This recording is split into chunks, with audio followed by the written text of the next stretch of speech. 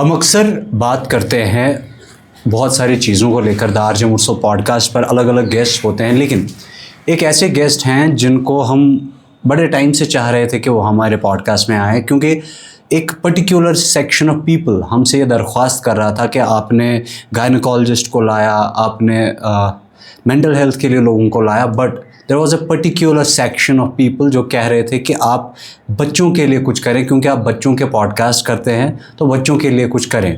तो पीडियाट्रिशियन को बुलाना लाजमी होता था, हमारे लिए हो जाता था इनफैक्ट। तो और हमने ये कोशिश की एंड अल्हम्दुलिल्लाह वो कोशिश रंग लाई। अस्सलाम वालेकुम, आप देख रहे हैं द आरजे मुर्सल पॉडकास्ट। मेरा नाम मुर्सल है और आज मैं बहुत ही खुश हूँ and I am feeling so blessed and honoured to introduce doctor Sohail Naik साहब, जो कि एक पीडियाट्रिशियन है। कश्मीर के one of the renowned paediatricians में इनका नाम आता है। जब हम क्लासीफाई करते हैं द टॉप रैंक्स, इनका नाम वहाँ पर शामिल है। आइए खैर मकदम करते हैं। अस्सलाम वालेकुम सर। शुक्रिया मुर्सल साहब, अस्सलाम वालेकुम। सर सबसे पहले तो आपके बारे में जानेंगे कि आप कहाँ से हैं, कैसे शुरुआत हुई इस चीज़ की, एंड अभी आप कहाँ पर काम कर रहे हैं? जी अस्सलाम वालेकुम नाज़रीन। सबसे पहले मैं आपको बताऊं कि जो मेरा बर्थ प्लेस है, मैं शोपियान से हूँ। अच्छा। मैं शोपियान के एक गांव, उसको बोलते हैं रत्नीपोरा, वहाँ पे पैदा हुआ हूँ जी। लेकिन यहाँ लोगों को ज़्यादा लगता है कि मैं सोपोर से हूँ। ओके। वो मैं बताऊँगा क्यों। तो मेरी जो प्राइमरी स्कूलिंग है वो वहाँ पे ही हुई। ओके। तो उसके बाद मेरे फादर साहब ने मुझे बोर्डिंग स्कूल भेजा। ओके। उसको बोलते थे हम जवाहर नवोदय विद्यालय अगलर। ओके, अगलर में। तो क्योंकि हालात ठीक नहीं थे, स्कूल क्लोजर्स काफ़ी रहते थे, तो उसको एक टीचर ने बोला कि मेरा बेटा भी वहाँ पढ़ रहा है, तो आपका बच्चा भी ठीक है, तो आप भी इसको वहाँ भेज दीजिए। तो फिर मेरी ज़िंदगी बोर्डिंग में रही, जवाहर नवोदय विद्यालय अगलर में। अच्छा। तो वहाँ हमने पढ़ाई कुछ साल की, क्योंकि हालात ख़राब थे, तो वो स्कूल भी उन हालात में ना मतलब जला दिया गया, जो भी हुआ। फिर उसके बाद हमें अवंतीपोरा शिफ्ट किया गया, फिर मेरी वहाँ पढ़ाई हुई। अच्छा। उसके बाद में थोड़ा 1 साल शोपियान में रहा अपने घर में। अच्छा। उसके बाद इमीडिएटली मैं श्रीनगर आया। श्रीनगर में उसके बाद मैं MBBS जम्मू में मैंने किया। अच्छा। तो जम्मू में मैंने MBBS इंटर्नशिप सारा वही कंप्लीट किया। जैसे मैंने वहाँ पे MBBS ख़त्म किया तो फिर मैं वापस कश्मीर आया। अच्छा। कश्मीर जब मैं आया तो पहला जो MBBS के बाद होता है ना, बड़ा शौक मैं कुछ करूं अपने प्रोफेशन रिलेटेड। तो हाउस जॉब मैंने सोरा न्यूरोलॉजी में किया। अच्छा। 6 महीने। अच्छा। तो वहाँ एक प्रोफेसर थे, तो उन्होंने बोला कि आपकी मतलब कैपेबिलिटी बहुत है, तो आप हाउस जॉब छोड़ के PG कीजिए।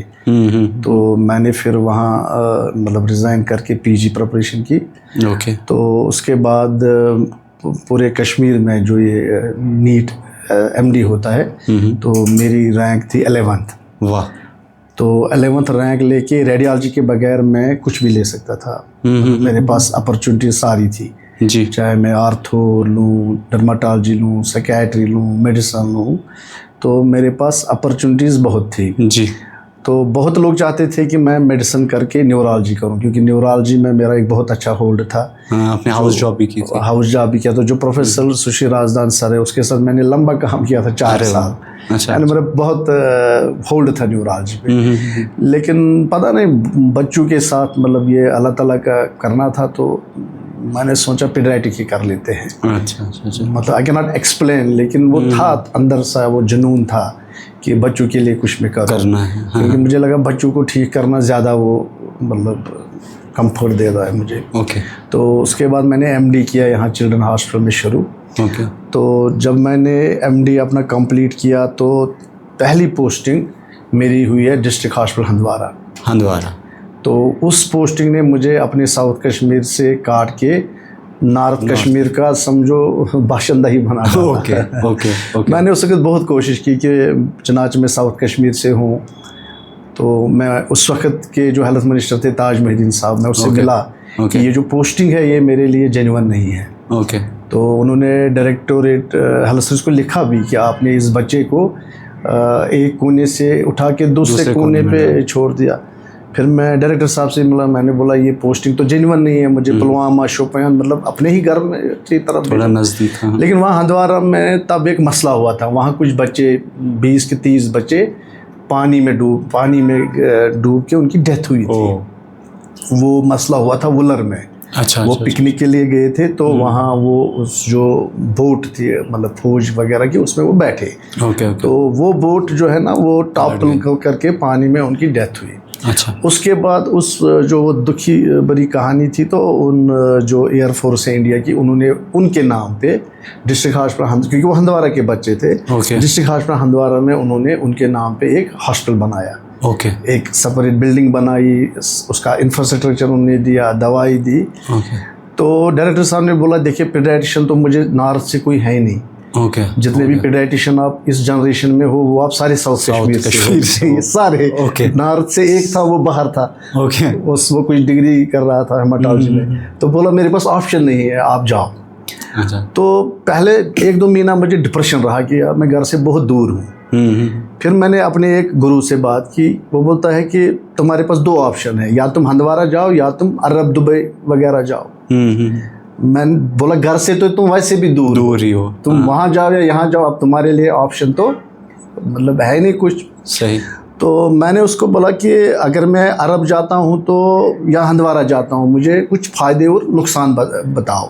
तो पहले बोला तुम घर से दूर हो, तो वो तो बराबर है, तुम चाहे हंदवारा में रहो या अरब में रहो या दुबई में रहो, तो घर से अपने घर से तुम दूर हो। तो मैंने बोला अरब में आपकी सैलरी होगी लगभग 3 लाख, वहाँ पे थी सैलरी 35,000। ओके। मैंने बोला काम क्या है? बोला देखो अरब में जो कंसल्टेंट वगैरह होते हैं वो बाहर के हैं, वहाँ आपको उनके अंडर काम करना है। समझो वो आपको काम कराएंगे कि बच्चों को मतलब मे बी डायपर वगैरह चेंज करो। तो मैंने बोला इतनी पढ़ाई के बाद क्या मैं वहाँ उनको डायपर चेंज करने जाऊँ? मैं ना क्यों अपने ही लोगों की खिदमत करूँ। वो बात थी कि मैंने अपने आप को उस एंजाइटी, डिप्रेशन और स्ट्रेस से निकाला। ओके। मैंने बोला शोपियान और हंदवारा में क्या फ़र्क है, वो भी मतलब अपना ही कश्मीर, ये भी अपना ही कश्मीर। तो मैंने ठान ली कि अब मैं यहाँ काम ड्यूटी रेगुलर करूँगा। वाह। तो वहाँ मैं जब गया तो वहाँ जो फौज के सरबराह होते हैं ना IAF के, वो भी आए थे। तो उन्होंने बोला कि अगर आपको कोई भी चीज़ ज़रूरत होगी रिलेटेड टू चिल्ड्रन, हम आपको देंगे, गवर्नमेंट के बगैर भी, अगर कोई गैजेट वगैरह ज़रूरत होगा। तो मैंने ठान लिया, वो मैंने हॉस्पिटल वहाँ शुरू किया। वहाँ पे मैंने उनके लिए SNCU शुरू किया उस वक्त। 2 साल मैंने वहाँ दिए, 2 साल 3 महीने वहाँ वो सेटअप मैंने स्टार्ट किया। और मैं आपको मतलब बताता हूँ, जब मैं वहाँ गया ना, वहाँ के लोगों को पता नहीं था कि पीडियाट्रिशियन एक अलग ब्रांच है और ये अलग मतलब एक सिस्टम है। तो वहाँ के लोगों को समझ आया कि ये अलग एक डिपार्टमेंट हो सकता है। तो पहले OPD होती थी 5। अच्छा। फिर जब 2-4 महीने हुए तो ये OPD 200-300 हो गई।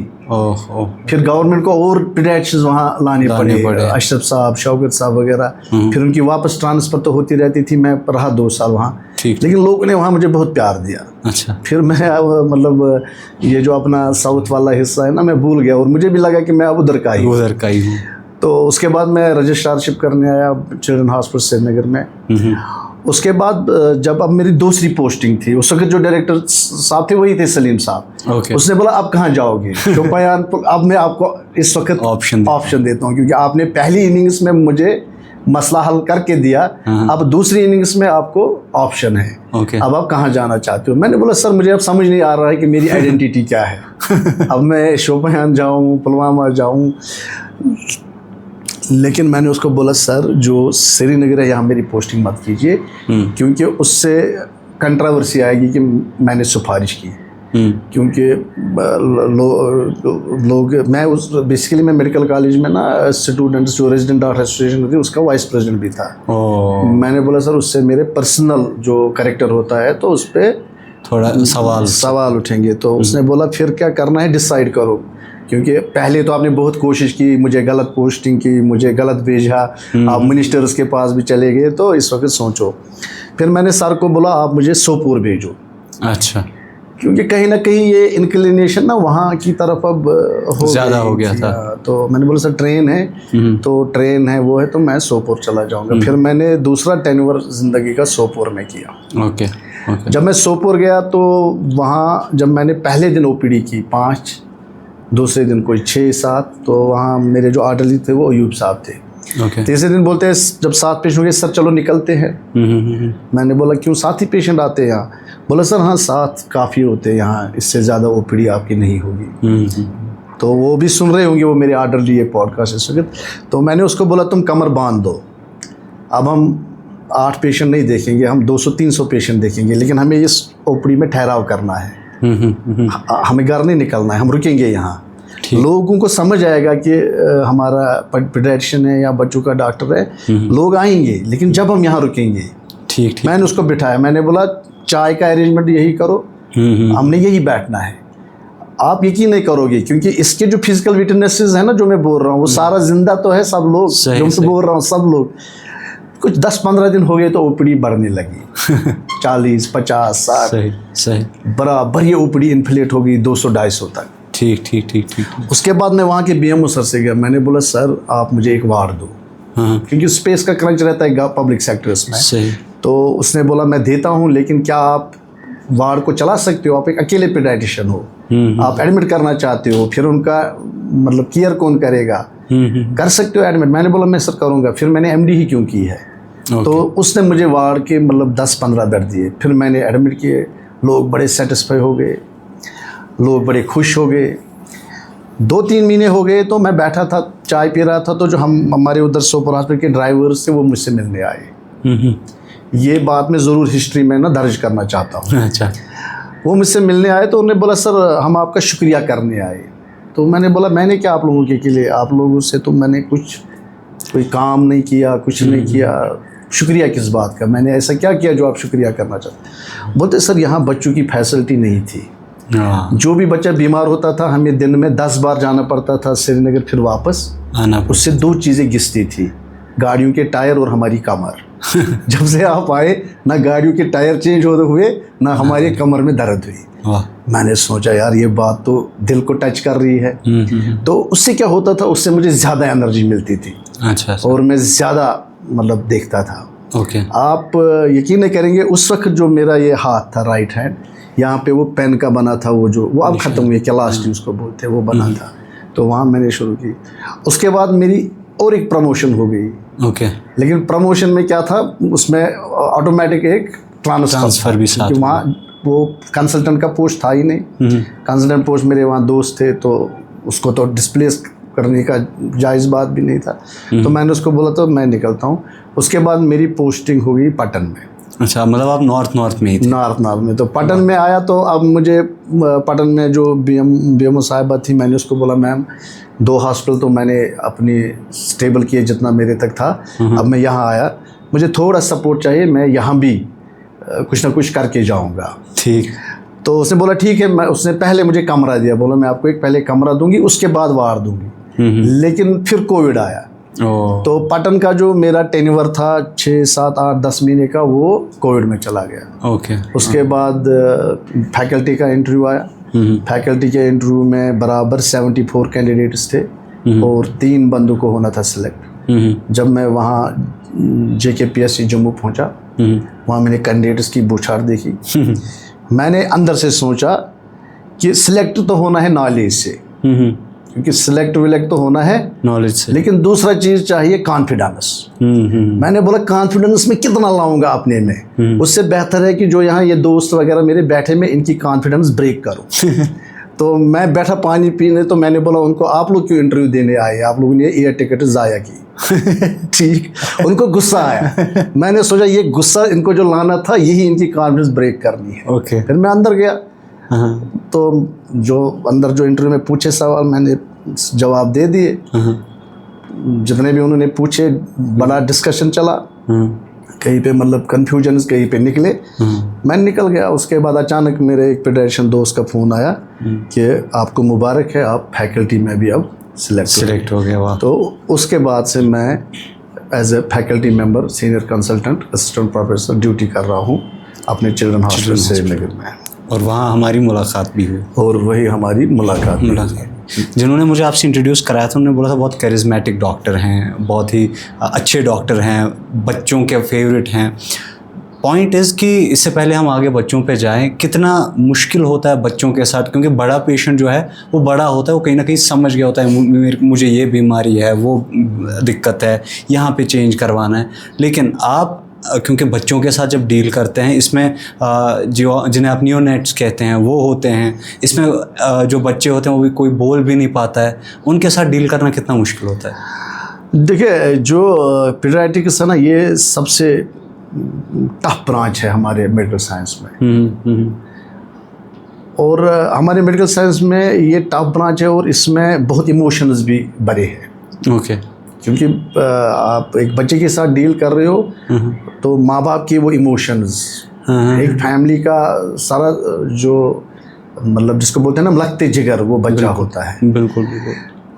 एक वो, दूसरा ये कि इस ब्रांच में जो बच्चे होते हैं वो बात ही नहीं करते हमसे। जो माँ बाप आए तो वो कुछ अपनी उनकी ऑब्जर्वेशंस होती है तो लेके आए। बिल्कुल। तीसरा वो, और एक बात है इसमें हाईली अनप्रेडिक्टेबिलिटी है। अगर आपको कोई बोलेगा ना इंग्लिश का जो अनप्रेडिक्टेबल वर्ड है वो कहाँ पे फिट होता है, उसको फिट करो डिपार्टमेंट ऑफ पीडियाट्रिक्स में। ओके। क्योंकि जो आपको चीज़ कल ठीक लगेगी सुबह वो बहुत डिवास्टेटिंग होती है, जो शाम को डिवास्टेटिंग लगती है सुबह वो बड़ी ठीक होती है। ये मैं इसका जनरल पर्सपेक्टिव बताता हूँ। तीसरा हमारी पीडियाट्रिक्स में है हमारी जो बच्चों के जो एज ग्रुप्स है, आप देखो उनमें 3 आपको ग्रासली डिफरेंट एज ग्रुप्स मिलेंगे। एक हो गया न्यू बॉर्न 28 डेज, सही, वो रखना, वो उसके लिए अलग सॉफ्टवेयर रखना पड़ता है दिमाग में एज ए कंसल्टेंट। उसके बाद 28 डे से लेके समझो वो इन्फेंट वाला पार्ट, समझो 2 साल तक, उसके लिए अलग सॉफ्टवेयर लगाना पड़ता है। उसके बाद 2 साल से लेके 18 साल तक उसके लिए अलग सॉफ्टवेयर। उसके बाद क्रिटिकल एरियाज और जो इमरजेंसी उसके लिए अलग। तो जो ये पीडियाट्रिक्स है ना, ये एक छोटी ब्रांच नहीं है, ये एक बहुत बड़ी ब्रांच है। Okay okay. जो मैं आपको समझा, जब मैं राउंड करूंगा, जब मैं नियोनेटोलॉजी में जाता हूं तो ऑन करना पड़ता है नियोनेटल सॉफ्टवेयर। अब नियोनेटोलॉजी से मैं निकला तो अब इमरजेंसी का राउंड करना है तो ऑन किया मैंने इमरजेंसी। मतलब ये प्रोटोकॉल्स ऑल टुगेदर डिफरेंट हो जाते हैं। सही। तो लगता है कि मैं मतलब ऐसा लगता है कि मैं एक ही दिन में एक साइंस का पूरा यूनिवर्स देख रहा हूँ। सही। और एक पार्ट हमारा है ना, जैसे अडोलसेंट और 18 ईयर्स तक, वो तो पूरा मेडिसिन है। जो मेडिसिन वाले देखते हैं वही चीज़ है, वो तो वही है। वो लगता है कि जैसे मैं अब मेडिसिन का डॉक्टर हूँ। ओके। तो इस ब्रांच में जो है ना, ये बहुत टफ ब्रांच है, लेकिन इसमें सुकून भी है। बिल्कुल। जब आप एक बच्चा माँ बाप को एंड में डिस्चार्ज करके देते हो, उनकी जो खुशी होती है, उनके चेहरे पे जो मतलब वो रंग और हंसी आती है ना, उससे बड़ा सुकून मिलता है। डॉक्टर साहब, मैं एक लीडिंग डेली पढ़ रहा था कुछ दिन पहले। मैंने वहाँ देखा कि जो आजकल न्यू बॉर्न्स होते हैं, कुछ पर्टेनिंग इश्यूज़ आ रहे हैं, उनमें प्रोमिनेंट इश्यूज़ आ रहे हैं, जिनमें से एक ऑटिस्टिक बच्चे अब ज़्यादा आ रहे हैं। क्या लगता है आपको, what's the basic reason behind this? देखिए, ऑटिस्टिक स्पेक्ट्रम डिसऑर्डर जो बच्चे हैं, इसकी फ्रीक्वेंसी बहुत बढ़ चुकी है जी। अब पुराने मतलब टाइम में कितने थे तो उसका हमारे पास यहाँ कोई रिसर्च हुआ नहीं है जिसके कंपैरिजन में बोलूँ। ओके। क्योंकि पहले क्या हुआ था, अगर कहीं मतलब उसका कोई डाटा होता, कोई हिस्ट्री होता तो मैं कंपैरेटिवली बताता। लेकिन अपेरेंटली मैं बोलूँगा, अपेरेंटली आप ऑटिस्टिक बच्चों के जो रिहैबिलिटेशन सेंटर्स हैं वो बहुत बढ़ गए हैं। आप यकीन नहीं करोगे, अनंतनाग में भी है, हमारे शोपियान में भी है, पुलवामा में है, श्रीनगर में बहुत है, सोपोर में, हर जगह। ऐसा लगता है कि ये चीज़ बढ़ चुकी है। बिल्कुल, बहुत ज़्यादा बढ़ चुकी है। क्या ये इन रियल सेंस बढ़ी है या आज हम ज़्यादा डायग्नोज कर रहे हैं, उसमें भी कंफ्यूजन है। लेकिन कुछ चीज़ें एज ए पीडियाट्रिशियन में बताऊंगा कि जो एट्रीब्यूट कर रहे हैं कि ऑटिस्टिक स्पेक्ट्रम डिसऑर्डर जो है वो बढ़ चुके हैं। क्योंकि जब आप साइंटिफिकली बात करोगे, autistic spectrum disorder is not a acquired disorder, it is a genetic disorder. सही। तो जेनेटिक्स है, उसमें तो हम नहीं बोलेंगे कि जेनेटिक्स में चेंज आए, वो तो हुआ नहीं। कश्मीरी तो कश्मीरी है, शादियाँ तो वैसे हो रही है, कोई रिश्ते में हो रही है, कोई दूर हो रही है, वो निज़ाम तो नहीं बदला।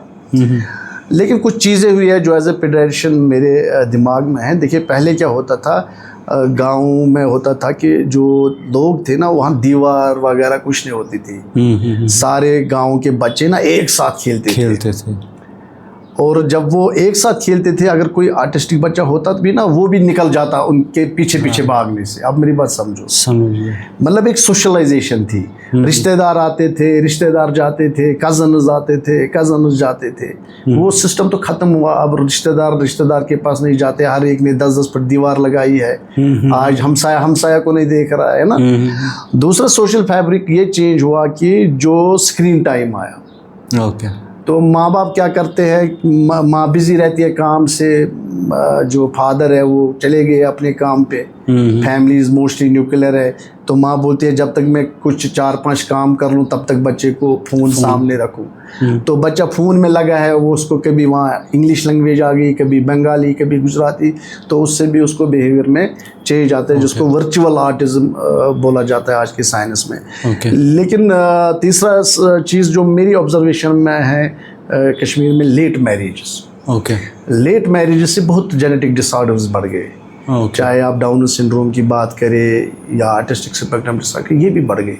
पहले पता है, मुझे याद है जब हम पीजी करते थे, अगर डाउन सिंड्रोम पैदा होता था ना हॉस्पिटल में एडमिट, तो हम पीजी को बोलते थे फलानी जगह फलानी वार्ड में डाउन सिंड्रोम एडमिट हुआ है, जाके उसका वो देख लो फिजिकल अपीयरेंस।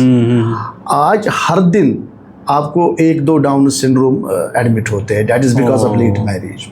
ठीक। तो उसके बाद मैं आपको बताऊंगा ये जो जेनेटिक इश्यूज, अगर हम जेनेटिक्स में घुसे, जेनेटिक डिसऑर्डर्स क्यों ज़्यादा हुए, जो जंक फूड आया यहाँ पे। मैं आपको बताऊंगा एक चीज़, लोग इस मेरी बात को 10 साल बाद समझेंगे जो मैं आज बोलूँगा। जो हमारी बच्चियाँ, हमारे इवन जो लड़के जंक फूड खाते हैं, उससे 2-3 चीज़ें होती है। एक तो उनका जो ओबेसिटी, वज़न बढ़ जाता है। मैं बताता हूँ क्लियरली, मुझे लगता है उसी से उन बच्चों में वो PCOD टाइप के डिसऑर्डर्स होते हैं, और उसी से मुझे लगता है इनफर्टिलिटी के डिसऑर्डर्स हो रहे हैं, और उसी से ये आर्टिस्टिक स्पेक्ट्रम भी बढ़ रहा है।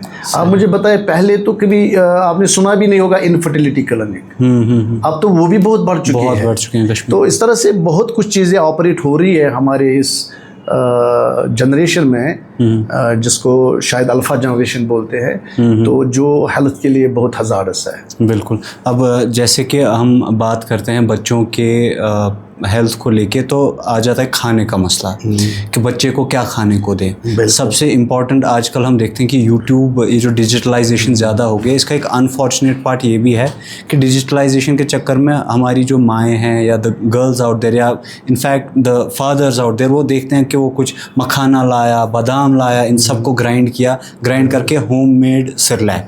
क्या ये सच में फ़ायदेमंद होता है? देखो मुर्सद साहब, मैं आपको एक ना बात कहूँगा, जब अल्लाह ने दुनिया बनाई, उसने तो सिर्फ इंसान को नहीं बनाया, उसने मतलब टाइगर बनाए, हाथी बनाए, बड़ी दुनिया उसने, उसकी मर्जी थी क्यों बनाई, कैसे बनाई। लेकिन उसने जितने भी यहाँ बनाए, उन हर को उसने ना हर एक चीज़ को अपना अपना खाना बिल्कुल मतलब रखा कि कौन क्या खाएगा। हाँ। जैसे हम बात करेंगे, हम बोलते हैं टाइगर कार्निवोरस, ये सिर्फ मीट खाएगा। हाथी ये जो है हर्बिवोरस, ये सिर्फ घास खाएगा। और कोई होता है ओमनिवोरस, जो दोनों खाएगा। तो ऐसे तो हम पढ़ते हैं।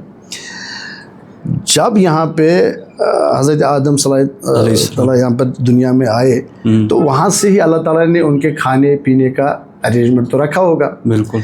जब यहाँ टाइगर आया तो खाने का अरेंजमेंट तो रखा होगा। अब मेरी बात समझो, ये बराबर उसी तरह है, जब आप एक फ़ोन लाते हैं ना, तो कंपनी आपको चार्जर साथ देती है। इसी तरह अल्लाह ताला आपका चार्जर जो खाना है वो साथ देता है।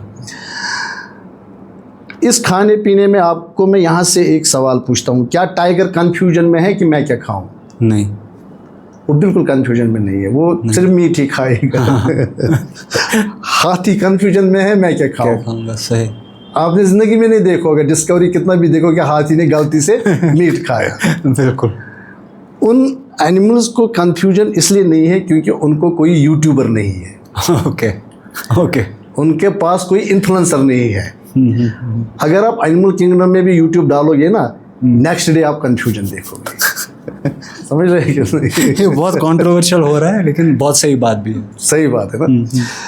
जब भी पेरेंट्स को बच्चे को खाना खिलाना है ना, एटलीस्ट वो पीडियाट्रिशियन से पूछे कि प्रिंसिपल्स ऑफ स्टार्टिंग फूड क्या है, मतलब एक्सपर्ट्स होते हैं इसमें। अगर वहाँ भी नहीं तो जो साइट है गूगल में, अच्छी साइट्स भी है ना, जैसे WHO है, यूनिसेफ है, तो वहाँ प्रिंसिपल्स लेड डाउन है। ओके। अब जो आपका सवाल है क्या लोग ठीक कर रहे हैं, ये लोग गलत कर रहे हैं, मैं आपको बताता हूँ बेस्ड ऑन द प्रिंसिपल्स। जब आप WHO का सुनोगे कि जब खाना कैसे स्टार्ट करना है, WHO का पहला प्रिंसिपल है कि जब आप फूड दोगे इंसान को, जो उसका चार्जर है, इसमें 3 कंपोनेंट्स होने चाहिए in balance. Okay. Carbohydrate, fat और प्रोटीन। ओके। कार्बोहाइड्रेट होना चाहिए 60-70% और वो 2 होने चाहिए 20-20%। ओके। एक प्रिंसिपल ये है। जब आप वो चीज़ें मिलाते हो, नट्स वगैरह, उनमें मेजर अमाउंट जो है वो प्रोटीन और फैट होता है, उसमें कार्बोहाइड्रेट नहीं है, ठीक है ना। प्रिंसिपल नंबर 2 देखो, प्रिंसिपल नंबर 2 ये होता है कि मैं प्रिंसिपल ये लास्ट है लेकिन मैं 2 पे लाता हूँ इसको, कि नेकेड प्रोटीन मत खाओ। ओके। जब आप नेकेड प्रोटीन खाते हो, एक तो वो बॉडी में आपको काम नहीं करेगा, दूसरा उसकी किडनी पे लोड आएगा। अब आपको मैं ऐसे समझाता हूँ, जब आप मकान बनाते हो आपको 3 चीज़ें साइमल्टेनियसली चाहिए। आपको ब्रिक भी चाहिए, रेत भी चाहिए और सीमेंट भी चाहिए। आप ऐसा नहीं कर सकते एक दिन ब्रिक लाई, फिर दूसरे दिन रेता लाया, तीसरे दिन सीमेंट लाया। समझ रहे हो कि नहीं? इसका मतलब जब आप खाना दोगे आपकी ये तीनों कंपोनेंट्स बराबर साइमल्टेनियसली मिलने चाहिए। प्रिंसिपल नंबर 2 आपको समझ आया? बिल्कुल। प्रिंसिपल नंबर 3 ये है कि जब आप खाना इंट्रोड्यूस करोगे वो होना चाहिए ट्रेडिशनली अवेलेबल। ओके। जैसे मैं अगर यहाँ बैठा हूँ, कोई मुझे आएगा, मैं बोलूँगा उसको आप इसको दे दो डोसा, इडली, सांबर, वो परेशान होगा ये कौन सा खाना है, तो अवेलेबल होना चाहिए। अब जो साउथ का पीडियाट्रिशियन है वो ऑब्वियसली वहाँ बोलेगा उनको इसको दे दो, मतलब डोसा, इडली, सांबर, क्योंकि वहाँ अवेलेबल है। इसी तरह चौथा प्रिंसिपल ये है कि जो खाना होना चाहिए बच्चे के लिए वो होना चाहिए सेमी सॉलिड, जो ईजिली स्लिप करे स्पून पे, और स्पून पे कुछ नहीं रहना चाहिए। बिल्कुल बिल्कुल। अब ये प्रिंसिपल की इंपॉर्टेंट है क्योंकि बच्चे के पास दांत नहीं है, चिविंग नहीं है, चिविंग भी नहीं है, तो सिंपली उसको मुंह में डाल के नीचे स्लिप होना चाहिए। तो ये जो चौथा प्रिंसिपल है ये कैसे आप अचीव करोगे? ये अचीव करोगे आप जब आप ग्राइंड करोगे। ओके। है ना, सिंपल। इसी तरह 5वां प्रिंसिपल ये है कि जब आप फूड इंट्रोड्यूस करोगे ये 1 by 1 करो। ओके। क्यों 1 by 1 करो? अगर आपने कोई फूड दिया, मे बी आपका बच्चा एलर्जिक हो, WHO बोलते हैं 3-3 दिन का गैप लो। अगर आपने एक ही YouTube देख के एक ही मिक्सर में बादाम, काजू, किशमिश, मखाना, कोई वो सीड, कोई ये सीड, बहुत मदर्स इतना नाम लेते हैं, ऑनेस्टली मैंने उनके बारे में कभी सुना भी नहीं होता है, ठीक। वो उसको वो मसाला वसाला बना के फिर बच्चे को खिलाते हैं, उससे जो है बच्चे का हेल्थ नहीं बढ़ेगा, उससे उसके जो किडनीज है उन पे लोड बढ़ेगा। अब मैं आपको एक अच्छी बात बताऊंगा लोगों को आपके माध्यम से। जो खाना है ना, ये साइंस है ना, या न्यूट्रिशन स्पेशलिस्ट जो भी बोलोगे, इंसान को साइंस ने खाना नहीं सिखाया तुम कैसे खाओगे, तुम कैसे पकाओगे। कोई रिसर्च दिखाओ मुझे। सही। जो भी इंसान ने खाने के तरीके हैं, जैसे मुख्तलिफ वर्ल्ड पार्ट्स में डिफरेंट है ना, अमेरिका अलग है, ईरान में अलग है, अरब में अलग है, दुबई में अलग, कश्मीर में अलग, साउथ में अलग। सही। ये इन लोगों ने खुद अपनी ह्यूमन एक्सपीरियंसेस से सीखे हैं। बिल्कुल। और वो ह्यूमन एक्सपीरियंसेस कहाँ से आती है? वो हमारी जीन्स और जेनेटिक इन्फॉर्मेशन में है। बिल्कुल। टाइगर क्यों मीट खाता है? क्योंकि उसको वही इन्फॉर्मेशन लोडेड है। बिल्कुल। हमारे अंदर अल्लाह ताला ने सॉफ्टवेयर्स रखे हैं जिनको नाम हम साइंस में जीन्स बोलते हैं। सही।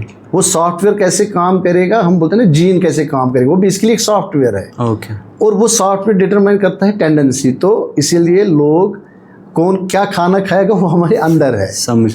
अब यहाँ सुनो, चले हम अपने कंटेंट पे आते हैं। जैसे हम एक चावल का प्लेट खाएंगे, उसमें राइस है, वो है कार्बोहाइड्रेट। सही। उसमें आप दाल डालो, दाल है प्रोटीन। दाल में डालते हो आप तेल, वो है फैट। ओके। अब आप सोचो, जो साइंस आपको बोलते हैं वो आपने खुद किया है। क्यों किया है खुद? क्योंकि आप में वो टेंडेंसी है, आप में वो इंफॉर्मेशन है। इसलिए जब साइंस ने इस पे रिसर्च किया 1950 के बाद, 1950 के बाद रिसर्च किया, उसको लगा कि जो बॉडी है इसको एक्चुअली इस मिकदार में ये खाना चाहिए।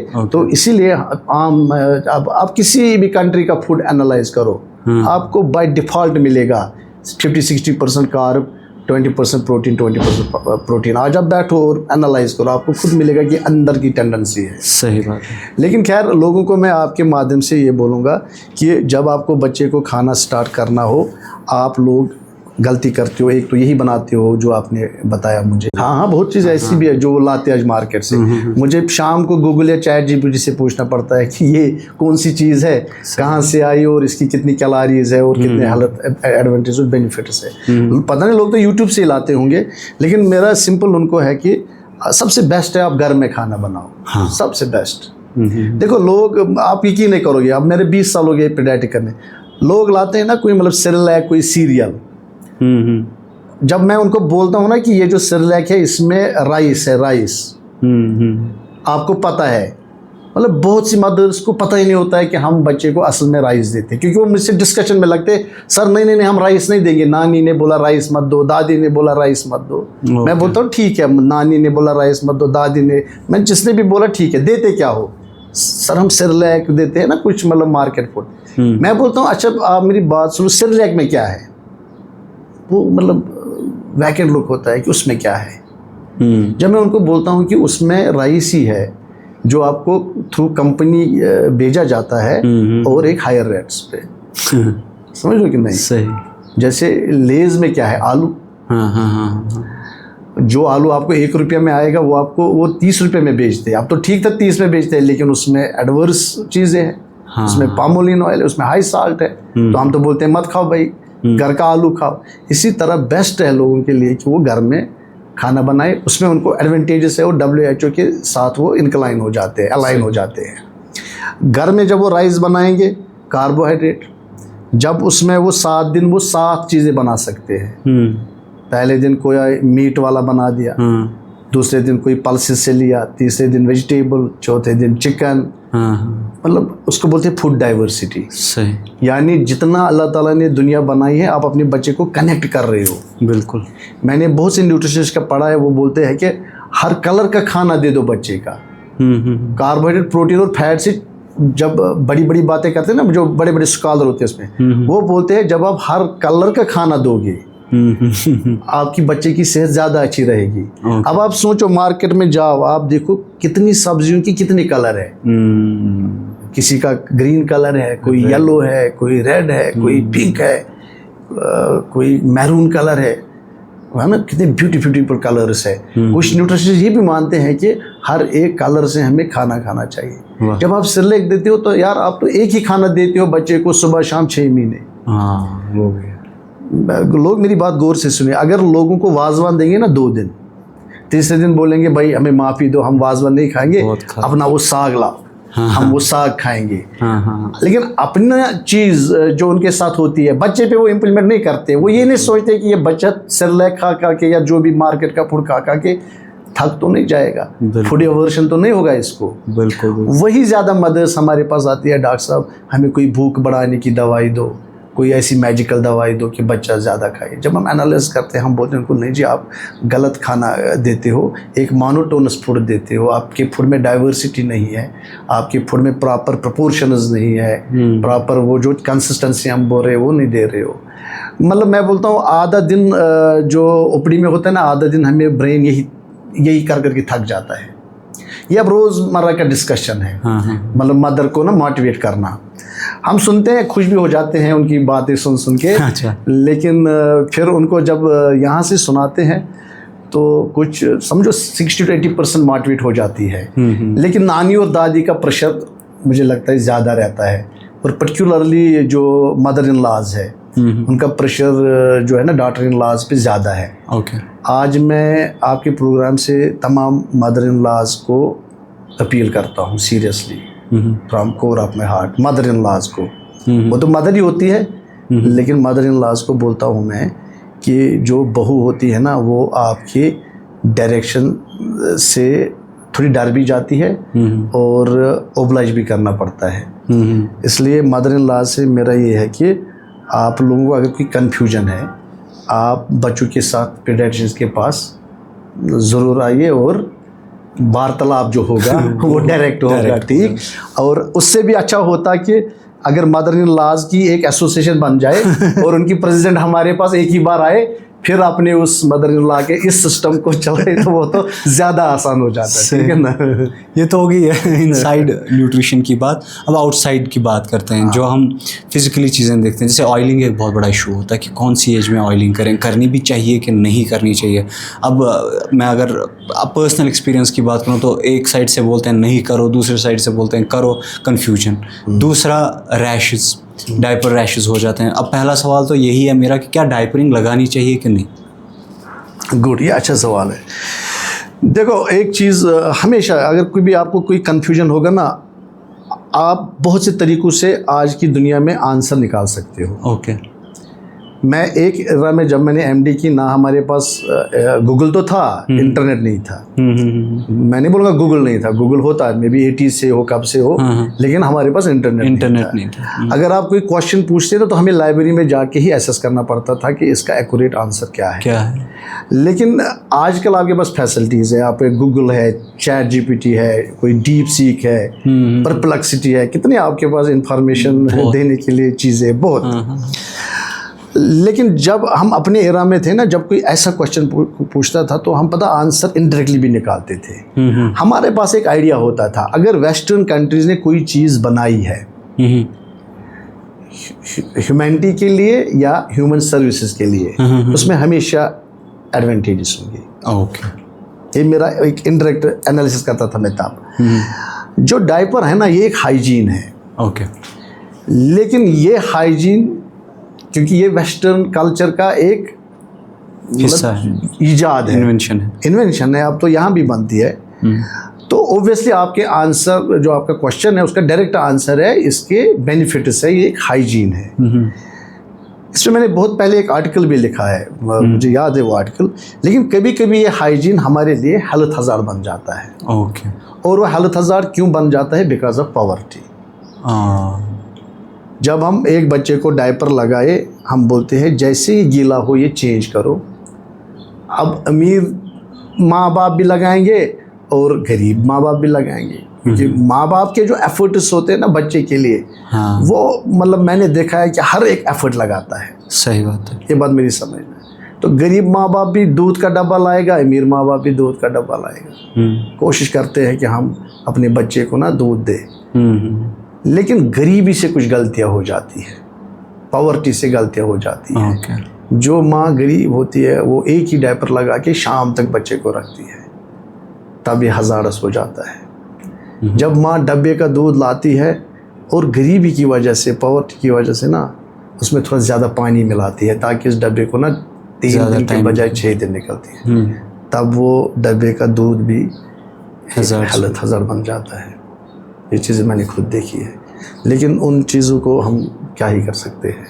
तो क्वेश्चन आपका है कि हर एक चीज़ का एडवांटेज है और कभी कभी उन चीज़ों का एक डिसएडवांटेज। अब जब रैशेस हो जाते हैं इससे, तो यहाँ पर क्या होता है कि मार्केट में बहुत ज़्यादा रैश क्रीम्स अवेलेबल होती हैं। आप रैश क्रीम्स लगाते हैं, कोई ये नुस्खा बताता है कोकोनट ऑयल लगाओ, कोई ये बताता है कश्मीर में सिंदूर डाल दो इस पर। सबसे बेस्ट क्या है, and does this sindoor work कि नहीं? देखो मैं पहले सिंदूर पे बात करूँगा। Okay, sindoor is a poison, लोग याद रखें। Sindoor is a poison. Sindoor poisoning medical science में एक अलग चैप्टर है। ओके, इससे डेथ हो सकती है। ओके, लेकिन सिंदूर जो है ना, ये हमारे मज़हब जो हिंदू लोग से वाबस्ता है, वहाँ पे उनका ये फेथ भी है। जो सिंदूर होता है ना, ये फेथ है। लेकिन अब यहाँ फ़र्क है। अब देखो फ़र्क क्या है, मैं आपको ऐसे समझाऊंगा। Paracetamol is a drug, but paracetamol is a poison. Okay, paracetamol poisoning एक चैप्टर है।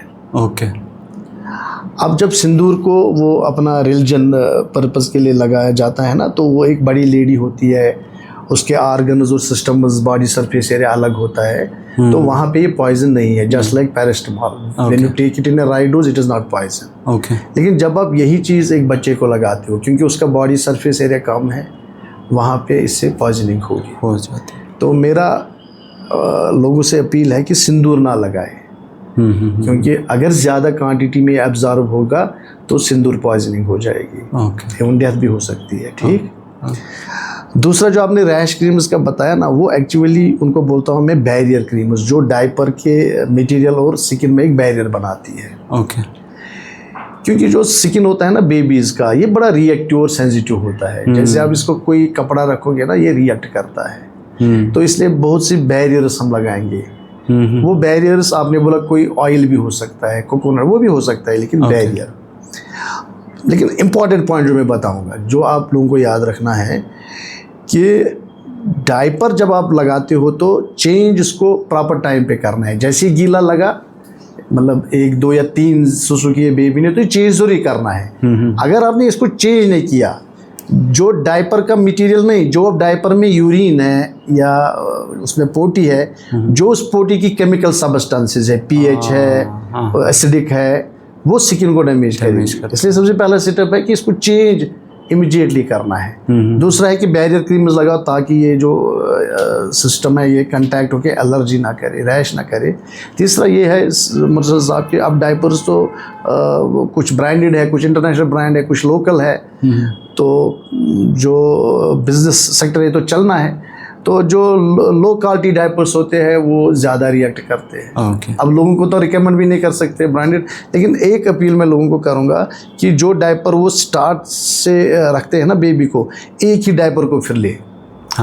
एक ही डायपर को ले, क्योंकि जो बॉडी होती है ना, ह्यूमन बॉडी, ये सेंसिटाइज करती है चीज़ों को। अगर आपने कोई डायपर पहनाया कोई भी, वो बॉडी अडाप्ट करती है कि ये ठीक चीज़ है। लेकिन जब आप चेंज करते हो ऑल ऑफ अ सडन, फिर आपको रैश प्रॉब्लम आ जाता है बिकॉज ऑफ चेंजिंग डायपर। वो ये नहीं होता कि आप बोलोगे सर मैं इंफीरियर क्वालिटी से हायर क्वालिटी पे चला गया, बॉडी को कोई पता नहीं है कौन इंटरनेशनल है कोई नेशनल है, वहाँ बॉडी को लगता है कि चेंज हो गया है और कोई नई चीज़ आ गई। तो डायपर का ये इन शॉर्ट में बोलूँगा लोगों को, डायपर लगाना एक हाइजीन है, लेकिन इस हाइजीन पे आपको काफ़ी पैसा खर्च करना पड़ता है। और डायपर जब लगाते हैं तो बहुत से बैरियर क्रीम्स आप लगा सकते हैं, लेकिन एक अपील मैं लोगों को करूँगा, 50 बार वो ट्यूब पे देखे कि इसमें कोई स्टेरॉइड तो नहीं है। अगर माँ ने गलती से लंबे वक्त के लिए कोई स्टेरॉइड लगाया उधर, तो वहाँ पे स्किन जो है ना वो एट्रोफी करेगा। वो उम्र भर के लिए फिर एट्रोफी और डिपिगमेंटेड रहेगा। और स्टेरॉइड का कैसे पता चलेगा? एक ही बात रखनी याद, अगर पीछे वाला नाम उसमें ONE1 लिखा होगा, क्योंकि स्टेरॉइड्स में होता है हाइड्रोकॉर्टिसोन, प्रेडनिसोलोन, मिथाइल प्रेडनिसोलोन, है ना, डेक्सामेथासोन, तो एंड में 1 आ जाता है, ONE1। तो लोग शॉर्ट में रहे, अगर 1 कोई केमिकल होगा इसमें तो मे बी ये स्टेरॉइड हो, और उसको चेक करे कि मैं इस बच्चे को ना ये ज़्यादा स्टेरॉइड वाली ट्यूब ना लगाऊं। ठीक, बहुत सही बात। अच्छा, ये क्योंकि अब ऑयलिंग की बात हमारी रहती है कि ऑयलिंग का कौन सा एज सही रहता है और लगानी चाहिए? और बहुत अच्छा सवाल है। देखिए, एक केयर होता है नियोनेट्स में, वो आम तौर पर उसका प्रचार नहीं होता है। और मैं आपको एक अच्छा केस बताऊंगा इसके बाद ना, रियल लाइफ केस, उसका प्रचार नहीं होता है। और क्योंकि हम बिजी रहते हैं ना हेल्थ कंडीशन से, तो उस केयर को हमने समझो बैक बर्नर पे रख दिया है। उसको बोलते हैं डेवलपमेंटली स्टिमुलेटिंग केयर। उसमें हम क्या बोलते हैं माँ बाप को कि बच्चे को सिर्फ खाना ज़रूरत नहीं है, बच्चे को बहुत चीज़ें ज़रूरत है। मैं ग्रास से बताऊंगा, बच्चे को एक अच्छी स्लीप ज़रूरत है, सही लंबी स्लीप ज़रूरत है। बच्चे को कान का खाना ज़रूरत है, कान का। इसके साथ बातें करो, इसके साथ गुनगुनाओ, इसको राइम्स गाओ, इसको ट्रेडिशनल फोक सॉन्ग्स गाओ। वो किसका खाना हो गया? कान का। बच्चे को नाक का खाना ज़रूरत है, मतलब इसको डिफरेंट स्मेल्स के साथ ये करो, इंट्रोड्यूस करो। बच्चे को मुंह का खाना ज़रूरत है, जो तो सबको पता है, वो दूध है 6 महीने तक, उसके बाद कॉम्प्लीमेंट्री फीडिंग। और बच्चे को एक और खाना ज़रूरत है जिसकी आप बात करते हैं, बॉडी मसाजिंग। बच्चे के मसाज करो बॉडी में, इसको कभी हार्ट मसाज, कभी कोल्ड मसाज, कभी ऑयल मसाज, इसके जॉइंट्स को हिलाओ। अगर आप दूध देने में, अगर आप 8 बार दूध देते हो और लगभग 4, 5, 6 घंटे दूध देने के साथ आपको लग जाते हैं, तो जो मैंने बाकी केयर बताए, क्या वो इम्पोर्टेंट नहीं है? बिल्कुल है, वो सारे इम्पोर्टेंट है, लेकिन वो बैक बर्नर में चलेगी। क्यों? क्योंकि हमारा काम है बच्चे को दूध दो, थप करके सुलाओ, 2 घंटे हो गए, फिर जगाओ, फिर दूध दो। हमने इसको ना एक वो रूटीन बना के इसको समझा है कि ये नॉन एग्जिस्टेंट है, लेकिन इसको ये सारी इनपुट्स चाहिए। ओके। आज मैं आपके प्रोग्राम से लोगों को बोलता हूँ, जितने आप ये इनपुट्स ज़्यादा दोगे उतने आपके बच्चे का ओवरऑल, अगर इन सारे पैरामीटर्स को हम ब्रेन में मिलाएंगे, IQ, उतना उसका IQ बढ़ेगा। ओके। उतना उसका फ्यूचर जो लाइफ का कोर्स है वो बढ़ जाएगा। अब इसमें मैं एक पैरामीटर इंपॉर्टेंट लूँगा जो मुझे लगता है लोगों को पता होना चाहिए, स्लीप का पैरामीटर। ओके।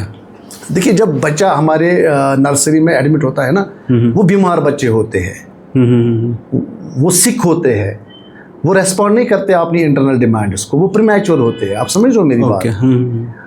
लेकिन जो बच्चा घर में होता है वो नॉर्मल बच्चा है, वो अपनी इंटरनल डिमांड्स को आराम से रेस्पॉन्ड करेगा in the form of crying. जैसे भूख लगेगी वो रोएगा।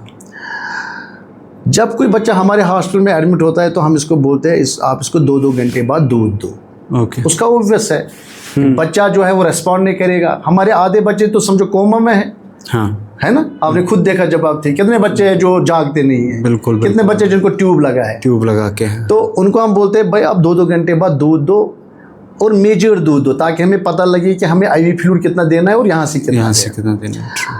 अब जब बच्चे वहाँ से डिस्चार्ज होते हैं ना, मैंने बहुत बार देखा वो जो हॉस्टल प्रोटोकॉल है उसको माँ बाप घर का ट्रेडिशन बनाते हैं, 2-2 घंटे बाद इस बच्चे को दूध देते हैं। हाँ। क्या देते हैं? 2-2 घंटे। लेकिन जब ऐसे पेरेंट्स मेरे ऑफिस में आते हैं ना, हम समझ जाते हैं। पता कैसे? वो जब माँ बाप आपके ऑफिस में आएगा ना, आपको लगेगा कि ये बहुत दिनों से सोए नहीं है। हाँ। आप उनके पास बैठोगे, आप बोलोगे हाँ दूध देते हो सर, देते हैं। कैसे देते हो सर? हर 2-2 घंटे बाद। तो हम बोलते हैं क्या आपने अपने बच्चे को कुलाक के साथ बांध के रखा है? क्या आपको लगता है कि ये इंसान कुलाक के साथ चलेगा? उसको बोलती है कुलाक फीडिंग। ओके। तो उसका आंसर है no, you have to go for a demand feeding. बिल्कुल। क्योंकि जब आप कुलाक के साथ बच्चे को अटैच करते हो, आप खुद तो आप माँ बाप हो, आप कितनी सख्ती उठाओ कोई प्रॉब्लम नहीं, लेकिन आप बच्चे को भी स्लीप डिप्रिवेशन में डालते। बिल्कुल। बहुत बार पेशेंट ना दिन को दौड़े भागे आएंगे, डॉक्टर साहब ये बच्चा जागता नहीं है, ये जागता नहीं है, इसको 4 घंटे हो गए ना, ये दूध नहीं पीता। हम देखते यार बच्चा तो ठीक है, हार्ट रेट, रेस्पिरेटरी, वाइटल सारे नॉर्मल, मसला क्या है? हम पूछते हैं क्या आप रात को दूध देते हो? हाँ, हम 2-2 घंटे बाद इसको जगाते हैं। हम बोलते हैं जब रात भर जगा के रखा तो आप तो सोएगा ही बेचारा 4 घंटे, आपको दौड़ने की क्या ज़रूरत है? खैर, ये स्लीप वाला पार्ट पे एक केस आया मेरे पास रिसेंटली। उनको डॉक्टर साहब ने बोला था कि इस बच्चे को ना अलग रखना, बोलते ना ऐसे कैजुअली के भी, ताकि इन्फेक्शन ना हो जाए, लोगों से वार्तालाप ज़्यादा नहीं रखना, प्रीमैच्योर बेबी है, और 2-2 घंटे बाद आप दूध फीड करना। ये बच्चा मेरे पास समझो 8 महीने पे आया। ओके। कंप्लेंट ज़्यादा नहीं थी, कंप्लेंट मामूली था, कोई बड़ा इशू नहीं था। लेकिन जब मैंने इस बच्चे को देखा ना, ये कनेक्ट नहीं कर रहा था। ओके। एज ए पीडियाट्रिशियन हम जब बच्चे को देखते हैं ना, तो हम देखते हैं कि क्या ये कनेक्ट करता है अपनी माँ के चेहरे से, मेरे चेहरे से, वो जिसको हम डेवलपमेंट बोलते हैं। लेकिन बच्चा कनेक्ट नहीं कर रहा है, ये सिर्फ ऊपर देख रहा है।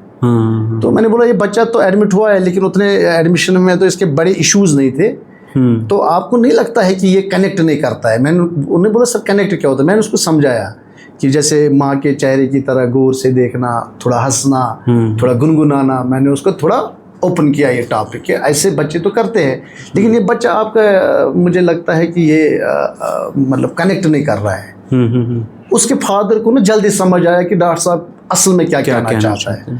उसने बोला डॉक्टर साहब ये कनेक्ट क्या करेगा? हमें डॉक्टर साहब ने डायरेक्शन दी है कि इसको अकेले रखना और 2-2 घंटे बाद दूध देना। इस माँ ने क्या किया है कि इसके ये बच्चा बहुत सालों बाद पैदा हुआ है, इसने उस बात को दिल पे लिया है, इसने अलग कमरा बना के रखा है बच्चे के लिए। ये 2-2 घंटे बाद वहाँ जाके दूध देती है, फिर उसको बाहर से ताला लगा के माँ के साथ बैठती है। अच्छा, ये कनेक्ट क्या करेगा? इसने आज तक फैमिली देखी नहीं है।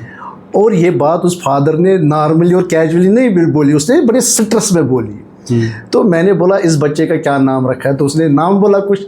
मैंने बोला आपको तो अच्छा था इस बच्चे का नाम मोगली रखना था, कमरे से बेहतर था जंगल में रखना था, ताकि और एक रियल लाइफ मोगली तैयार होता। मैंने उस माँ को डांटा। मैंने बोला तुम मुझे बताओ इस बच्चे की डेवलपमेंट कैसे होगी? इस बच्चे को सिर्फ दूध की जरूरत नहीं है, इसको 4-5 खाने जरूरत है, इसको सोशलाइजेशन कराओ, इसको कान का खाना दो, इसको दुनिया का खाना दो, इसको मसाज दो। और वो माँ हैरान होगी। मैंने बोले तुमने इस बच्चे के प्रीशियस 8 महीने ज़ाया किए हैं। लास्ट में बताता हूँ, उसके 20 दिन बाद उसके ग्रैंड पेरेंट्स मेरे पास आए। मैंने ये अपने डॉक्टर्स को भी बताया। उन्होंने मेरे को ना बड़े कश्मीरी वो फिश उसकी एक डिश बना के लाई। बोला सर आपने हमारी बहुत बड़ी प्रॉब्लम हल की।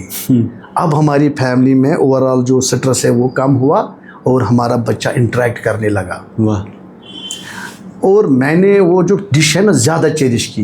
ये नहीं कि उसमें मज़ा था या नहीं था, गिफ्ट था कि नहीं था, क्योंकि उस फिश में एक राज छुपा था कि मैंने एक रियल लाइफ मोगली बनने से बचाया ये बात। तो इससे मुझे लगता है आपका जो सवाल है उसको मैंने विस्तार से एक्सप्लेन किया। देखिए डॉक्टर साहब, क्योंकि आपने अभी बोला कि आपने तो देखा ही होगा, जब मैं उस नीको वार्ड में पहली बार गया उस दिन मुझे पता चला how less masculine a man can be. कितना लेस एक मर्द हो सकता है। बिकॉज मैं टूट चुका था उस टाइम पे एंड आई वॉज क्राइंग। मैं रो भी नहीं रहा था। बट सवाल मेरा ये है कि आजकल जो ये बच्चे हैं ये एक नॉर्मल हो गया है, अब नया नॉर्मल हो गया है कि ये जॉइंटिस के साथ, हेपेटाइटिस के साथ पैदा हो रहे हैं। Why is it so? क्या हम कर सकते हैं ऐसा कि इसको रिवर्स करें? ये देखो अच्छा सवाल है। ये जो जॉन्डिस है, अगर मैं स्टेटमेंट थोड़ा कैजुअल भी नहीं दूंगा, ओवरऑल ये प्रॉब्लम नहीं है। लोग समझे मेरी बात को। लेकिन अब मैं बोलूँगा ये प्रॉब्लम नहीं है, लोग खुश होकर बोलेंगे हॉस्पिटल नहीं जाना है, वो गलत होगा। ठीक, थोड़ा लोग मेरे स्टेटमेंट को ना बैलेंस करके सुने। जब बच्चे पैदा होते हैं ना 60% बच्चों को जॉन्डिस होता है। वो नॉर्मल है। ओके। वो इसलिए नॉर्मल है कि जो बच्चा जब पैदा होता है ना, इसका जो हीमोग्लोबिन लेवल होती है वो होती है अराउंड 80 to 20। ओके। जैसे ही पैदा होगा तो इसके इस हीमोग्लोबिन लेवल को ना नीचे आना है। इसको हीमोग्लोबिन लेवल इसलिए ज़्यादा है क्योंकि अल्लाह का एक निज़ाम है। क्योंकि जब बच्चा यूट्रस में है इसको ऑक्सीजन किससे लेना है? माँ से। जब तक माँ के लंग का ऑक्सीजन यूट्रस तक पहुँचे तब तक तो माँ के पास बहुत आर्गन है जो उसको ऑक्सीजन निकाल सकते हैं। इसलिए अल्लाह ने जो निज़ाम रखा है ना बच्चे में वो थोड़ा एक्स्ट्राऑर्डिनरी रखा है। ज़्यादा HB और एक ख़ास किस्म का HB रखा है, फीटल हीमोग्लोबिन। उसमें ज़्यादा ताकत होती है ऑक्सीजन को खिंचाने की। अल्लाह को तो निज़ाम चलाना है ना। अब जब ये बच्चा पैदा होता है, अब अल्लाह ने इसको 2 ऑर्डर दिए हैं कि अब आपका हीमोग्लोबिन नीचे आएगा और फीटल हीमोग्लोबिन चेंज होगा अडल्ट हीमोग्लोबिन। उस प्रोसेस में जब ये हीमोग्लोबिन हम तो बोलेंगे उर्दू में टूटता है या इंग्लिश में लिसिस होता है, तो उस हीमोग्लोबिन के टूटने से बच्चे में बिलिरुबिन बढ़ता है और उसको बोलते हैं कम है। तो 60% में ये नॉर्मल है। लेकिन किसी किसी बच्चे में ये लेवल डेंजर लेवल से ना ऊपर हो जाता है। मैं आम तौर पर लोगों को ये समझाता हूँ, जहलिम में जो पानी है ना ये नॉर्मल है। अगर आप बोलोगे जहलिम में पानी है, ये क्या है? नॉर्मल। अगर आप बोलोगे डॉक्टर साहब जहलिम में पेट्रोल है, ये अब नॉर्मल है। मैं बताऊंगा ये तो न्यूज़ है यार, ये पेट्रोल कहाँ से आया? फिर तो हमारी स्टेट का ये जो स्ट्रक्चर ही चेंज होगा।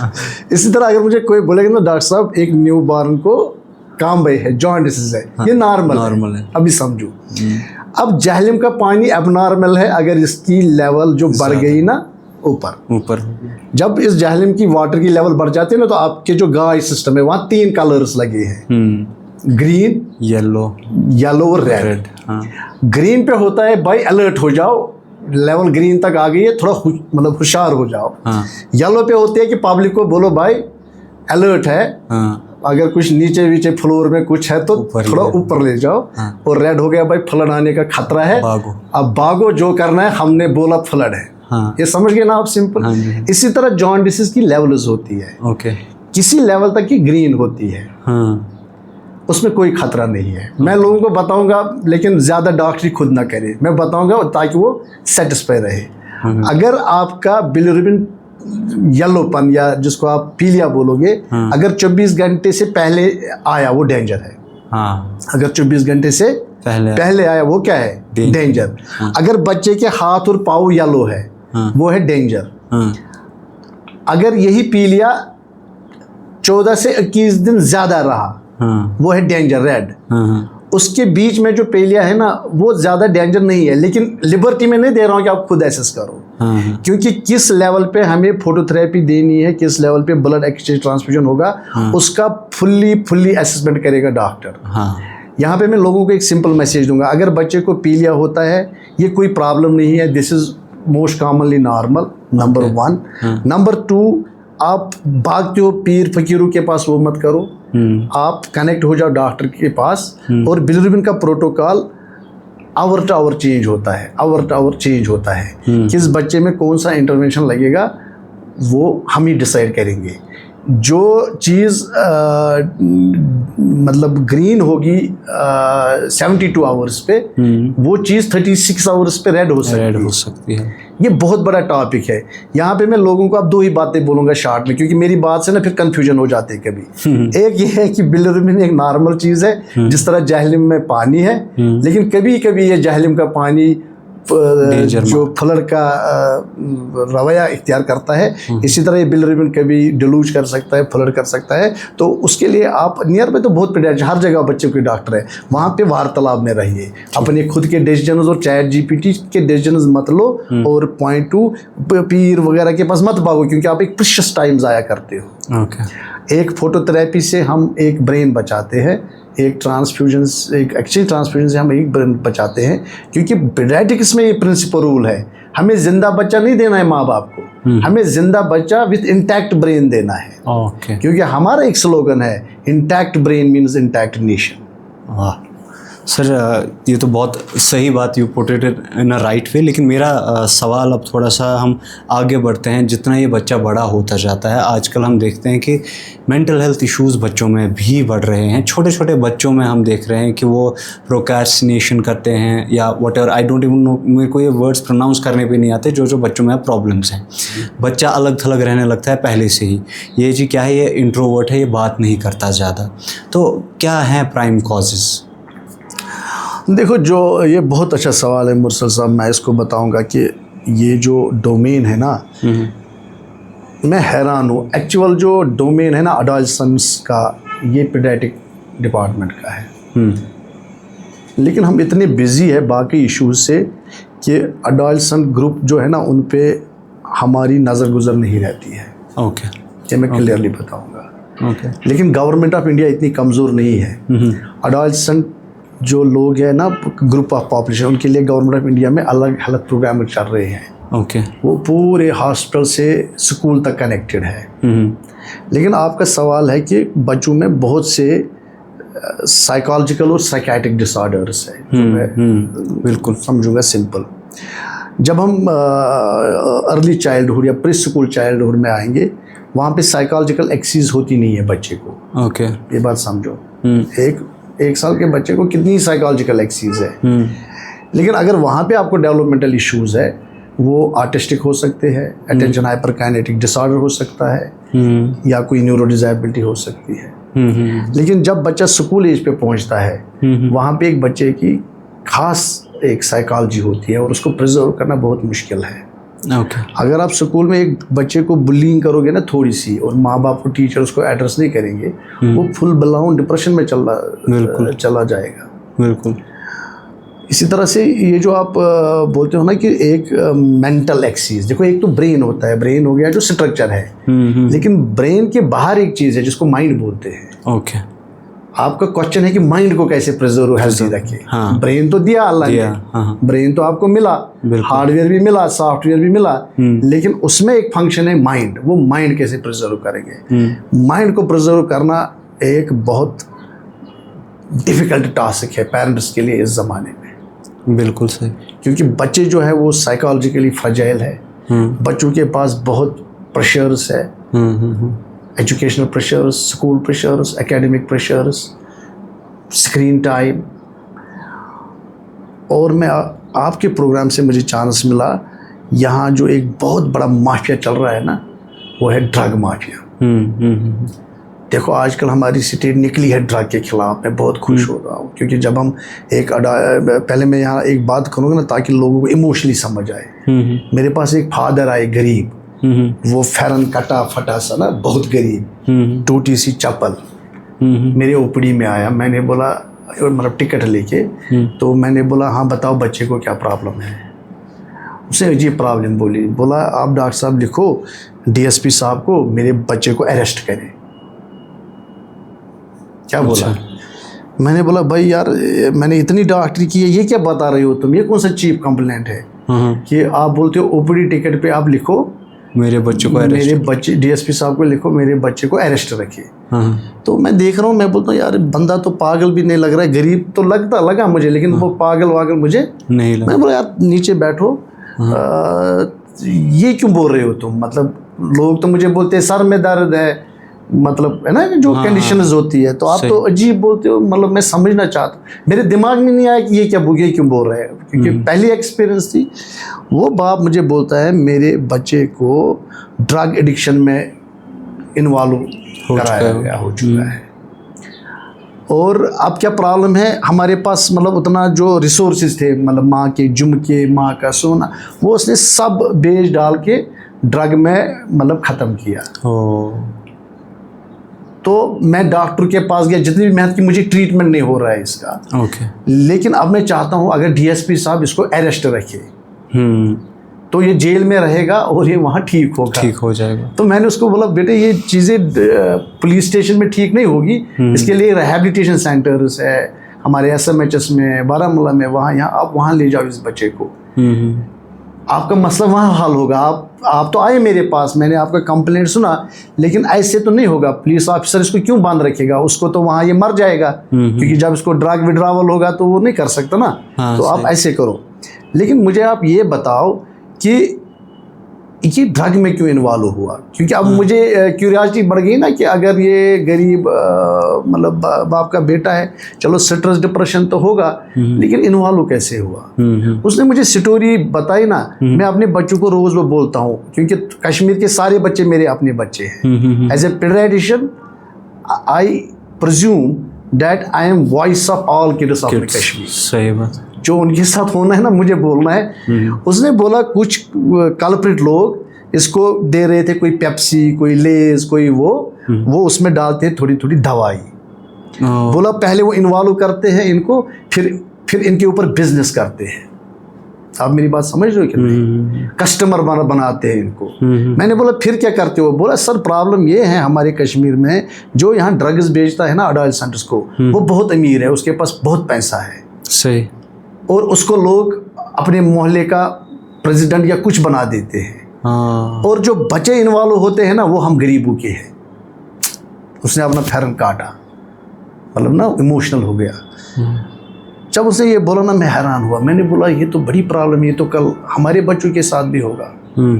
जब मैं घर आता हूँ ना मैं अपने बेटे को हमेशा बोलता हूँ, अगर कोई आपको लगेगा ना कोई पराया, जो हमारे आपको लगता है कि ये मेरा दोस्त नहीं है, ये हमारी फैमिली से नहीं है, अगर वो बोलेगा ना बेटा ये पेप्सी लो या लेज लो, तुम कभी नहीं खाना। और आज ये बात क्योंकि मेरे दिल में था ना, ये पत्थर था मेरे दिल पे, आज मुझे चांस मिला। और आपने जब सवाल पूछा ना मुझे याद आया ये एपिसोड। आपके इस प्रोग्राम से मैं जितने भी पेरेंट्स हमारे कश्मीर में हैं, मैं बोलता हूँ ड्रग के खिलाफ निकलो, जोक दर जोक। गवर्नर साहब ने जो मिशन उठाया है ना, ये सबसे बेस्ट मिशन है। अगर गवर्नर साहब किसी डिस्ट्रिक्ट में जाता है, छुट्टी रखो उस दिन, बिजनेसेस बंद रखो, सारे निकलो इसके खिलाफ। लेकिन एक बात याद रखो, अपने हर एक बच्चे को बोलो कि कोई भी गैर जो आपको अपना ना हो, अपनी फैमिली का ना हो, अगर वो कोई रोज़ आपको खिलाने की कोशिश करता है चॉकलेट या कोई भी चीज़, वो मत खाओ, वो एक बहुत बड़ा ट्रैप हो, जहर है। बिल्कुल सही, जहर हो सकता है। बिल्कुल सही है सर। क्योंकि कश्मीर की अगर बात करें, कश्मीर में बहुत सारे हमारे ट्रेडिशनल चीज़ें ऐसी हैं जो कि हमें फॉलो करनी पड़ती हैं, मगर अतमस्त इसमें भी हमें थोड़ा टाइमिंग का फिर कन्फ्यूजन्स हो जाते हैं। मिसाल ज़र कास्टिंग, द फर्स्ट हेड शेव, इसी तरह बॉयज़ में होता है हमारा सर्कमशन होता है। हेड शेव की सबसे बेस्ट एज क्या है? What's the best time? क्योंकि देखिए अब अगर इसका एक रिलीजियस पॉइंट ऑफ व्यू देखें तो it's within a week हो जाना चाहिए। फिर लेकिन जब मैंने कंसल्ट किया अपने टाइम पे, तो उन्होंने कहा कि अच्छा सन ये तो वुचुन के यहाँ पर उस टाइम, क्योंकि विंटर था जब मेरा टाइम था, तो उन्होंने कहा रुक जाओ, भी विंटर है, मत करो, नेबर कार्ड होने शिनस मुझके बेबी की केयर ज़्यादा देखनी पड़ेगी। तो what is the best age, आपको क्या लगता है? ये बहुत ज़बरदस्त सवाल है मुंसल साहब। देखो, क्योंकि पेशेंट के साथ हमारा रहता है एक टू एक वार्तालाप। लेकिन जो आपका प्लेटफॉर्म है ना, ये आवाज़ बहुत दूर तक जाएगी इंशाल्लाह। मुझे एक दिन ना बहुत साल पहले एक दोस्त ने बोला आप आओ मेरे पास, एक क्रंच उनका खोलना था, उसका इनाग्रेशन करो। तो उस इनाग्रेशन सेरेमनी पे बहुत से डिग्निटरीज आए थे और बड़े बड़े लोग आए थे। वहाँ एक मुफ्ती साहब भी आए थे, क्योंकि स्कूल छोटे बच्चों का था, प्रोग्राम छोटे बच्चों का था। तो उस मुफ्ती साहब ने बोला कि क्योंकि वो तो इस्लाम के स्कॉलर है, उसको तो इस्लाम के जितने भी पर्सपेक्टिव्स है वो पता थे, जिनको हम फतवा बोलते हैं। उसने बोला कि जो ये नन्हे मुन्ने बच्चे हैं, इनको जो ये मतलब जो ज़ाहिर को बोलते हैं खैर शेव, ये पहले वीक में करना चाहिए। बिल्कुल। उसने और भी कुछ चीज़ें बताई। उसने बोला जो सर्कमसिशन है ना, ये भी पहले वीक में करना चाहिए। बिल्कुल बिल्कुल। और जो इस्लाम में डायरेक्शंस है ना वो बताए। लेकिन फिर मुझे भी बोलना था। मैंने मुफ्ती साहब की बात ली, मैंने उन लोगों को उस दिन बताया। मैंने बोला मैंने 2 किस्म के बच्चे ओपीडी में देखे। एक वो किस्म के बच्चे जिनको अर्ली हेड शेव हुआ है, उनकी बॉडी क्लीन, उनके सर क्लीन, उनको कोई प्रॉब्लम नहीं। मैंने दूसरे ग्रुप के बच्चे देखे। जो मैंने दूसरे ग्रुप के बच्चे देखे उनमें मैंने देखा लेट हेड शेव, उनको होता है फंगल इन्फेक्शन सर में, उनको बोलते हैं सेबोरिक डर्माटाइटिस, क्राइडल कैप। और उनका वो क्राइडल कैप ना पूरी बॉडी उनकी ख़राब करता है। जब मैंने वो बात सुनी ना, मैंने लगा भाई जो हमारा इस्लाम है ये तो परफेक्ट है, ये प्रोटोकॉल हम फॉलो नहीं करते। मैंने फिर किया काम, मैंने सोचा क्या कोई रिसर्च इस पे साइंस में हुई? ऐसी कोई रिसर्च थी नहीं। फिर मैंने एक एमिनेंट हमारे पीडियाट्रिशियन यहाँ है इमरान मजीद साहब, मैंने उसको भी ये बोला कि मेरी पर्सनल एक्सपीरियंस ये है। तो लेकिन उसने मुझे बोला हम इस पर रिसर्च करेंगे, अर्ली हेड शेव और लेट हेड शेव पे। लेकिन मुझसे सब टाइम नहीं लगता है ना इतनी गहराई से चीज़ को जांचना। लेकिन मैं यहाँ पे लोगों को एक ही रिकमेंडेशन दूंगा एज ए पीडियाट्रिशियन मैं रिलीजियस गाइडलाइंस को हमेशा टॉप प्रायोरिटी पे मानता हूँ। तो head shave in the first week of life. अब सर्कमसिशन पे आते हैं। इस्लाम में जो है ना सर्कमसिशन अर्ली लिखा है, और साइंस में भी लिखा है अर्ली। इस्लाम में शायद पहले दिन क्या लिखा है वो तो मुफ्ती साहब को पता होगा, लेकिन सर्कमसिशन भी अर्ली होना चाहिए। लेकिन सर्कमसिशन में एक रिजर्वेशन है, पहले डॉक्टर को दिखाए कि जो बच्चा है क्या हम इसको सर्कमसिशन कर सकते हैं, क्योंकि एक बहुत रेयर कंडीशन है, बहुत रेयर, उसको हाइपोस्पेडिस बोलते हैं। वहाँ पे हमें सर्कमसिशन का जो मतलब स्किन है, स्किन फोल्ड, वो लगता है रिकन्स्ट्रक्शन में।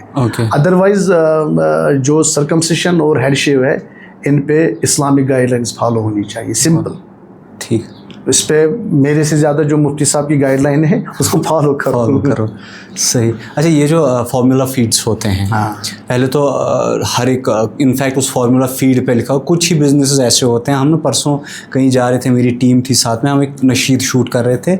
हमने 2 चीज़ें नोटिस की कि एक इंसान कितना एफर्ट लगाता है बिज़नेस को प्रमोट करने के लिए, और 2 चीज़ें मैंने ज़िंदगी में ऐसी देखी जो अपने बिज़नेस के अगेंस्ट टैगलाइन लगाते हैं लेकिन सबसे ज़्यादा बिज़नेस होता है। एक है स्मोकिंग, कि cigarette smoking is injurious to health, उसी पैकेट पे लिखा होता है। इसी तरह आपका फार्मूला फीड कि mother's milk is best for the baby, लेकिन फिर भी वो उसी फीड पे लिखा होता है।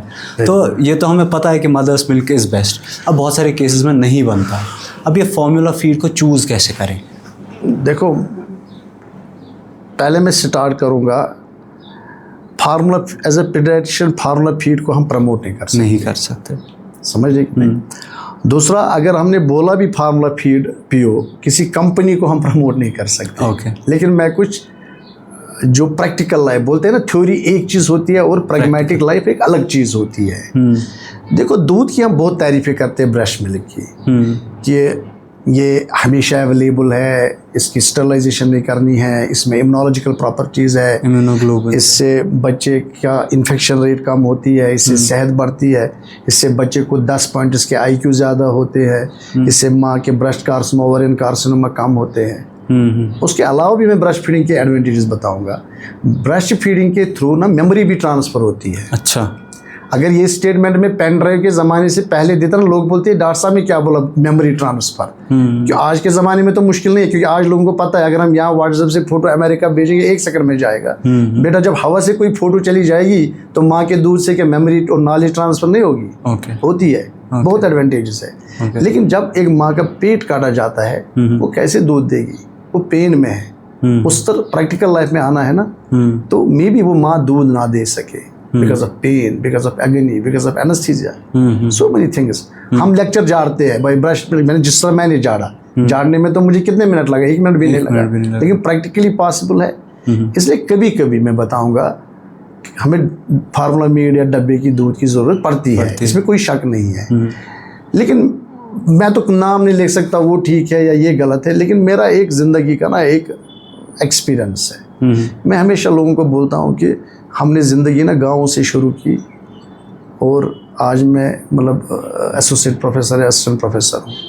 लेकिन मैंने ज़िंदगी में पर्सनल एक्सपीरियंस देखा कि जो भी चीज़, चाहे वो खाने की हो, चाहे वो कपड़ा हो, या कोई भी आपके घर के रिलेटेड हो, वॉच हो, मोबाइल हो, कोई भी, हमेशा कोशिश करनी चाहिए वो एक ब्रांडेड कंपनी का हो। इसके अलावा मैं कुछ नहीं कह सकता। ओके, बात करते हैं बहुत सारे फूड आइटम्स की जो कि हमें अवॉइड करनी चाहिए। एक जब हम ऊब चौबत कशीर पर 6 मंथ्स के बाद जब हम पहली ये जो डाइट स्टार्ट करते हैं, उसमें बहुत सारी चीज़ें अवॉइड, जैसे हनी कहते हैं 1 साल तक अवॉइड करना चाहिए। कौन सी ऐसे डाइट्स हैं जो हमें अवॉइड करनी चाहिए? देखो ये सवाल बहुत मतलब इम्पॉर्टेंट सवाल है। इसका मैं आपको जवाब दूंगा जो मॉडर्न साइंस है वो क्या बोलती है। ओके, देखो साइंस में 70s में चली थी हेल्थ हाइजीन थ्योरी। ओके, उधर वो हेल्थ हाइजीन थ्योरी जो साइंटिस्ट ने दी थी, उसने बोला जो जितना हाइजीन रखेगा उसको उतने कम इन्फेक्शन होंगे। ओके, ये कॉमन सेंस थी। ओके, अब जब हेल्थ हाइजीन थ्योरी लोगों ने सुनी, पूरे वर्ल्ड ने, तो जो अमेरिका वगैरह का जो पानी आता है ना उनके घरों में, वो तो हमारे मिनरल वाटर से भी साफ़ होता होगा, तो कॉमन सेंस है, ठीक। लेकिन जो एशियन सब कंटेंट है ना, यहाँ पे लोगों ने बच्चों को इतना साफ सफाई की कि एज ए पेडियाट्रिशियन मैंने पढ़ा कि बहुत से लोगों ने ना बच्चों को मिनरल वाटर से नहाने की कोशिश की। समझ रहे हो जी, ताकि अगर हम इसको टैप वाटर से नहाएंगे इसको इन्फेक्शन ना हो जाए। और बड़े मतलब स्टरलाइजेशन करके कमरों में बंद। लेकिन अमेरिका ने ऑब्जर्व किया कि जो नॉर्थ अमेरिका है वहाँ बच्चे ज़्यादा बीमार हो रहे हैं। ओके, और जो साउथ अमेरिका है वहाँ बच्चे ज़्यादा बीमार नहीं हो रहे, क्योंकि वो एक मुल्क है ना, वहाँ डेटाबेस है, वहाँ जल्दी पता लगता है इश्यूज और प्रॉब्लम्स का, चाहे बड़ा हो या छोटा हो। उन्हें किया काम, भाई यार साउथ अमेरिका तो उतना डेवलप्ड नहीं है जितना हमारा नॉर्थ है। हाँ। साउथ में उतनी सफाई नहीं है जितना नॉर्थ में, साउथ में उतना पैसा नहीं है जितना नॉर्थ में है। उन्हें बोला रिसर्च टीम को, यार ये जाओ ये जांच पड़ताल करो, ये क्या मसला है। उन्हें जब रिसर्च किया उन्होंने बोला यार जो हेल्थ हाइजीन थ्योरी है ना, ये गलत थ्योरी है। ओके, क्या है ये? गलत है। तो असली थ्योरी क्या है कि early graded exposure to different antigens and organisms is imperative for the proper development of immunological and allergic axis. Science आप समझ रहे मैंने इस तरह 6 जो माँ बाप है ना, उनको भी यार बच्चों को चोक मत करो, मिनरल वाटर से नहाओ, और सैनिटाइज़र लगा के मतलब पकड़ो उनको ना, कपड़ों को, बच्चों को जो है ना क्ले में रखो। हम लोग मिट्टी के बने हैं, जब क्ले के साथ कनेक्ट करोगे ना तो उससे कनेक्शन होगा बच्चे का जिस चीज़ के तुम बने हो, क्ले। और खाने में ग्रेडेड एक्सपोजर, हर एक चीज़ में थोड़ा थोड़ा दो, जो मैंने पहले स्टार्ट किया। बंद मत रखो कुछ। नाइस। अब मैं आगे चलूँगा। देखो 10% बच्चों को होता है काऊ मिल्क एलर्जी। ओके, कितना? 10%। अब 90 को तो नहीं है ना। अब हम 100% बच्चों को अगर बैन लगाएंगे दूध, तो जुल्म कितने के साथ हुआ? 90% के साथ। ऑब्वियस है ना, सिंपल है। अब जो मेरे क्लिनिक पे पेशेंट बार बार आएगा, मैं उसको गाय का दूध बंद रखता हूँ, क्योंकि मेरा एक कॉमन सेंस है, ये बार बार क्यों आता है, ये पेशेंट एरर पेशेंट है, मे बी ये 10% में हो। ओके, लेकिन एक्चुअली जो हमारी ओवरऑल पॉपुलेशन है उनको ग्रेडेड एक्सपोजर दूध का, थोड़े थोड़े ड्राई फ्रूट्स का, थोड़े थोड़े बादाम का अलाउड है फ्रॉम 6 months ऑफ एज। लेकिन माँ को एक ही प्रिंसिपल फॉलो करना है, give it for 3 days and observe. अगर 3 दिन में आपको लगा कि हेल्थ कंडीशन में कहीं चेंज आई, तो इमीडिएटली जाओ कि भाई मैंने ये फूड स्टार्ट किया, शायद ये कल्प्रिट ना हो। सही। और मैंने आपको बताया कि जो आप यूट्यूब से लेके वो मसाला बनाते हो, हाँ, होममेड सेरेलैक, वो मत करो। उस पर आपका एक ये होगा कि आपने बहुत एलर्जन एक साथ दे दिए, आपने प्रोटीन ज़्यादा दिया, नेकेड प्रोटीन, और बच्चे की जो इमेच्योर किडनी है उस पर बड़ा लोड आएगा। अदरवाइज जितनी भी चीज़ें मैंने नाम लिए वो कंट्राइंडिकेटेड नहीं है। उनकी ग्रेडेड एक्सपोजर, उनका जो मतलब जिसको बैलेंस्ड अमाउंट हम बोलेंगे, वो 6 महीने से हम धीरे धीरे अपने बच्चे को एंजॉय करा सकते हैं, दे सकते हैं। उसमें 2 फायदे हैं। एक है पेरेंटल सेटिस्फिकेशन, पेरेंट्स सेटिस्फाई होते हैं, आज मैंने बच्चे को थोड़ा बादाम दिया, थोड़ा काजू दिया, है ना, satisfaction. At the end of the day parent need satisfaction. और दूसरा हमें एडवांटेज है कि बच्चे को एक ग्रेडेड एक्सपोजर भी आप दे रहे हो। तो आपके प्रोग्राम से एक और बात गई कि हेल्थ हाइजीन थ्योरी पे ज़्यादा स्ट्रेस मत करो, बच्चों को मिनरल वाटर से मत नहाओ, रेगुलर वाटर इस्तेमाल करो। हेल्थ जो आपके गार्ड्स हाई है उनको मैक्सिमलिस्टिक मत रखो, उनको थोड़ा नीचे आप ला सकते हैं। कोई ऐसा फ्रूट जो हमें अवॉइड करना चाहिए बच्चे को? देखिए, मैंने एलर्जी में एक ट्रेनिंग अलग से किया, मेरा एडवांस्ड कोर्स है एलर्जी में। ओके। तो वहाँ पे जो मेरे गुरु थे ना, प्रोफेसर, मैं एंड में उसके फंस गया। ओके। मैंने बोला सर, आम तौर पर ना हम छाती में, क्योंकि वो एलर्जी चेस्ट के रिलेटेड थी, एडवांस्ड कोर्स था, प्रोफेसर अमेरिका से है वो। मैं उसके पास गया यही सवाल लेके जो आपको है, सर क्या कोई फ्रूट बंद करे बच्चों को अगर छाती खराब होगी? उसने पता क्या बोला मुझे, you are a paediatrician, to give food freedom to the people, not food restriction. Okay. बोला बेटे, जब किसी फ्रूट या फूड से एलर्जी होगी ना, वो पहले स्टमक में होगी, गट में होगी। फिर उसने मुझे समझाया, जब आप छाती के पेशेंट को ट्रीट करते हो ना, banana can trouble little bit, not because it is allergic, because it has a histamine. So sometimes this histamine is allergic. इस histamine की वजह से खांसी बढ़ सकती है। मैंने सोचा यार, इस प्रोफेसर ने बोला बनाना से तो खांसी बढ़ सकती है, कश्मीर में भी तो बोलते हैं बनाना से खांसी बढ़ती है, तो कश्मीर का जो मतलब जो मिथ है वो मिथ नहीं है, उसमें थोड़ी रियलिटी है। लेकिन ओवरऑल जो फ्रूट्स है वो बंद नहीं है। लेकिन वो एज ए एलर्जी स्पेशलिस्ट मैं बताऊंगा, मैंने एक बात लोगों को बोलनी है, एक सब ग्रुप ऑफ पेशेंट्स है, जब हम उनको ट्रीट करते हैं, उनको एलर्जी सिस्टम हमें कंट्रोल नहीं होता है। जब हम स्टेप 1, स्टेप 2, स्टेप 3 ट्रीटमेंट करते हैं, तो स्टेप 3 पे जाके हम सोचते हैं क्या कहीं ये बच्चा किसी चीज़ को एलर्जिक तो नहीं है, क्या कोई फूड इसकी एलर्जी के लिए ट्रिगर तो नहीं है। फिर हम उसके लिए टेस्ट करते हैं, स्किन प्रिक टेस्ट करते हैं या ब्लड टेस्ट करते हैं। लेकिन अप टू स्टेप 3 तमाम लोगों को मैं फूड फ्रीडम देता हूँ। और लोग गौर से सुने, अगर मैं देखूँगा ना, समझो 5000 पेशेंट एलर्जिक के, मे बी उनमें एक पेशेंट ट्रिगर करती होगी कोई चेस्ट का प्रॉब्लम। फूड में बोल रहा हूँ, बाकी ग्रास वास तो मैं नहीं बोलता। एक्चुअल एलर्जिक तो वही है जो मैं इनविजिबल बोलता हूँ, इनविजिबल एनवायरमेंटल एलर्जी। तो मुझे आप मुर्तज़ा साहब बताइए, अगर 5000 में से एक बच्चे को कोई फूड आइटम एलर्जी ट्रिगर कर रहा है, क्या 4000 जो 999 बच्चे हैं, क्या हम उनको विक्टिम बना सकते हैं? नहीं। तो उसी प्रोफेसर की बात मैं लोगों को तक पहुँचाऊँगा। We are here to give food freedom to the kids, not food restriction, but that does not mean junk food. The food here means natural food. अब लोग ये नहीं बोलेंगे कि डॉक्टर साहब ने बोला फूड फ्रीडम, तो वो आइसक्रीम, जंक फूड, चॉकलेट बोलेंगे तो फ्रीडम आ गया। अब वो नहीं, ओनली नेचुरल फूड।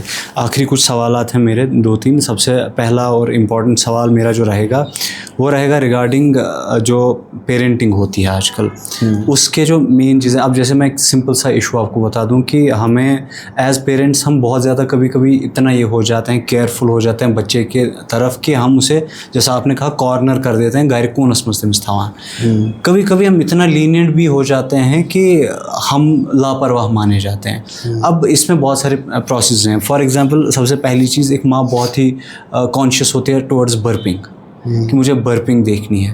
ये बर्पिंग का रोल कितना ज़रूरी है एक बच्चे का, ये बर्पिंग करने का सबसे बेस्ट तरीका क्या है, ये मैं आपसे जानना चाहता हूँ। बहुत अच्छा सवाल है, लेकिन इस सवाल से पहले ना मैं आपको एक छोटा सवाल पूछूंगा, आप जवाब देना जितना आपकी अपनी लाइफ एक्सपीरियंस में क्या सुना है आपने कि सबसे मुश्किल, मैं दुनिया का नहीं पूछूंगा, सबसे मुश्किल कोर्स कौन है, मतलब जैसे बोलते हैं ना MBBS, chartered accountancy, engineering, MBA, maths communication, आपकी एक्सपीरियंस में एज ए स्टूडेंट आपने सुना होगा ना, ये यार ये चीज़ बहुत मुश्किल है, डिफ़िकल्ट है, आपने क्या सुना है? CA के बारे में। हाँ, वेरी गुड।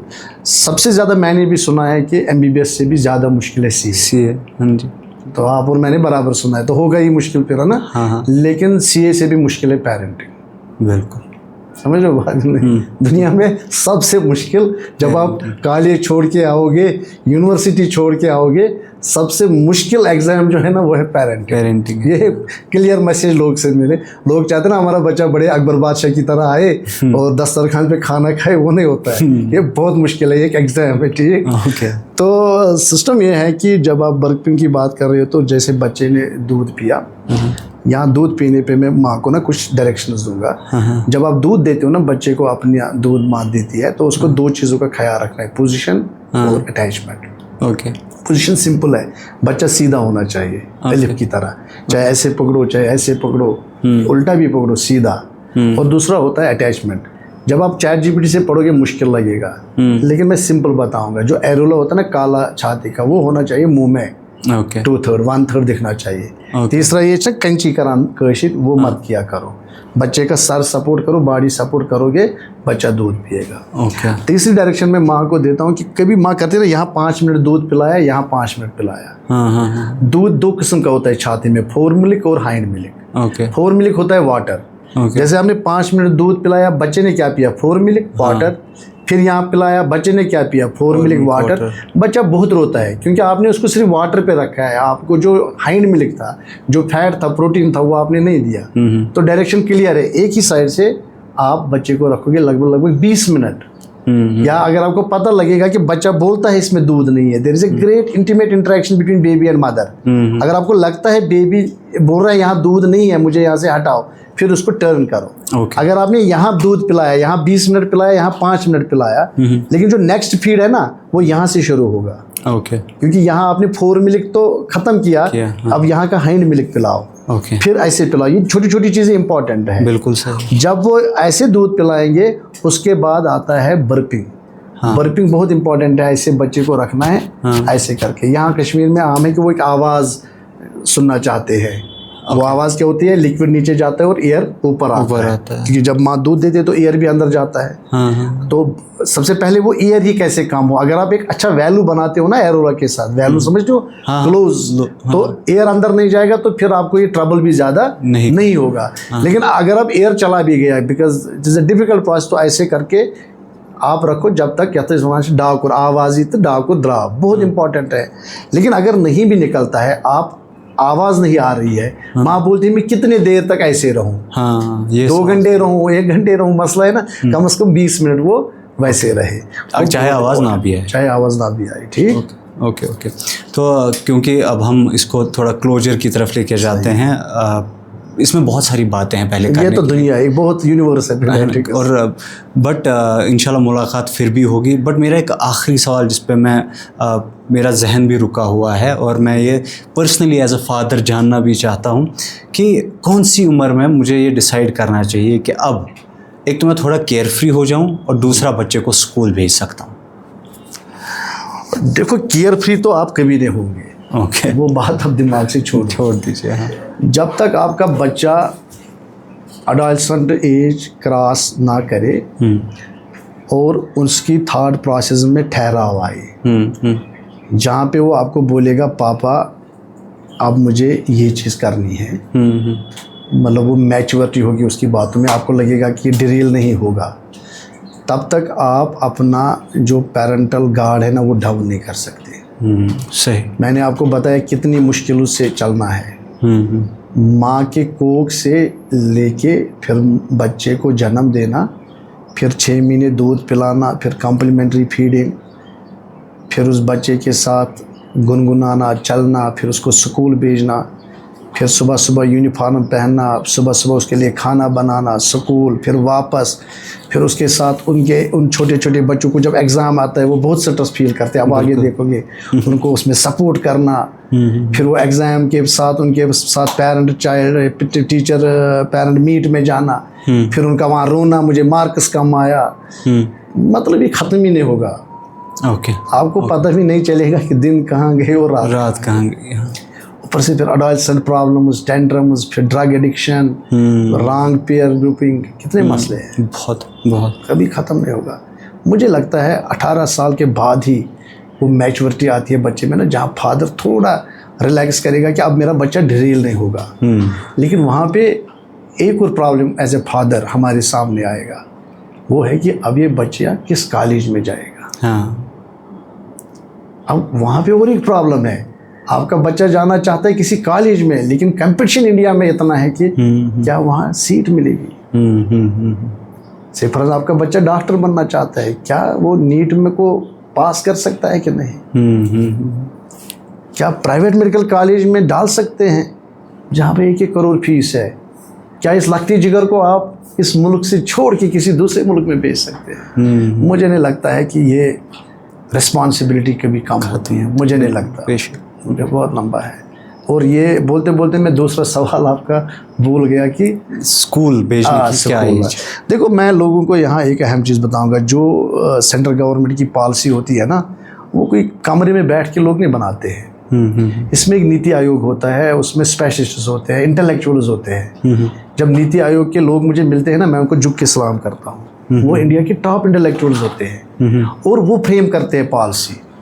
उन्होंने अगर 4 ईयर पे एडमिशन की पॉलिसी बनाई है ना, उसमें उन्होंने बड़े बड़े पीडियाट्रिशियन जो हमारे मुल्क के हैं ना, उनका कंसेंट लिया है। और उस 4 ईयर को इसलिए चूज़ किया गया कि वहाँ पे बच्चे की मेंटल मैच्योरिटी, साइकोलॉजिकल मैच्योरिटी, उन तमाम मैच्योरिटी इंडेक्सेस को देख के ही बताया गया है कि 4 साल पे एडमिशन करो। जो माँ बाप यहाँ जल्दी में है ना कि हम जल्दी जल्दी बच्चे को एडमिशन करेंगे, जल्दी जल्दी ये आइंस्टाइन और न्यूटन बनेगा, सारे एग्ज़ाम ब्रेक करेगा, उसके लिए मुझे 2 साल पे ही एडमिशन करना है।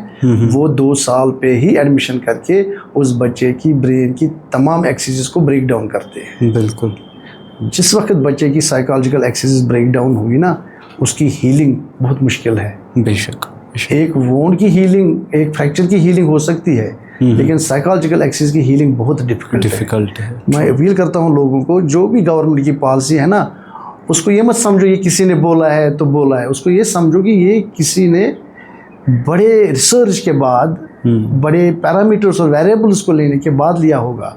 और स्कूल से भी अपील है कि उसको वो फॉलो करे रिलीजियसली। ऐसे नहीं होती है कि हिंदुस्तान ने नेशनल एजुकेशन पॉलिसी बनाई।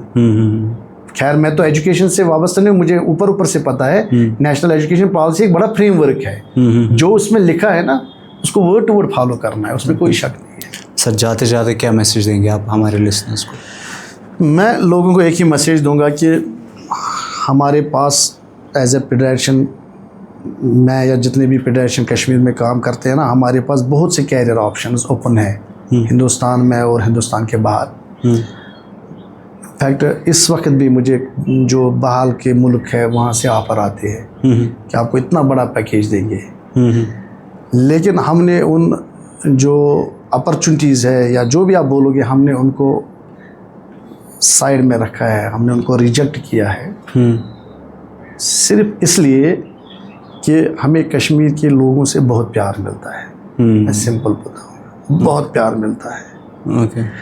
और मैं आपके माध्यम से अपने लोगों को ये कहना चाहता हूँ, लास्ट मैसेज, जब तक हम कश्मीर में हैं वो अपने बच्चों को समझे कि वो सेफ हैंड्स में है, इंशाल्लाह। और लास्ट मैसेज मैं लोगों को दूंगा, आज भी एज ए असिस्टेंट प्रोफेसर मैं अमेरिकन प्रोफेसर्स की तरह उनको फी पे करता हूँ लाखों में, ताकि मैं उनसे सीखूं। जिस पे मेरे बच्चे नाराज़ हैं कि अगर आप प्रोफेसर हैं, आप क्यों स्टूडेंट की तरह पढ़ते हो। लेकिन जो हमने रिस्पॉन्सिबिलिटी ली है, चाहे हमारे पैसे जाए, चाहे हमारी नींद जाए, लेकिन जब तक हम आपको यहाँ हैं आप समझो आपके बच्चे सेफ हैंड्स में हैं और हमें आप लोगों का प्यार इसी तरह चाहिए, उसी प्यार से हम अपनी इस एनर्जी को बरकरार रखते हैं। ये सिंपल मैसेज है लोगों के लिए। बाद में क्या होता है, आउटकम क्या नहीं होता है, आउटकम इस स्टेज पे बोलता है वो रब ने लिखा होता है। आउटकम हमारे हाथ में नहीं है, लेकिन हमारे हाथ में है एक चीज़, वो है ऑनेस्ट एफर्ट्स। वो हम लगाते रहेंगे। बिल्कुल, बहुत बहुत शुक्रिया सर, आपने अपना कीमती वक्त निकाला। द आरजे मुरसल पॉडकास्ट पे हम बच्चों के साथ बात तो कर ही रहे थे, हम तरबियत पे फोकस कर रहे थे। तरबियत ज़रूरी है, लेकिन फिर हमने सोचा कि साथ साथ पेरेंट्स तक ये अवेयरनेस और इन्फॉर्मेशन भी पहुंचाए कि तरबियत के साथ साथ आप अपने बच्चों की सेहत का ख्याल कैसे रख सकते हैं। आप सब लोगों तक एनरिच्ड कंटेंट पहुंचाना और आप सब लोगों की लाइफ में वैल्यू ऐड करने की तजस्सुस में मिलते हैं एक और एपिसोड में। तब तक के लिए दीजिए मुझे इजाज़त। देखते रहिए the RJ Mursal podcast. Fee Aman Allah.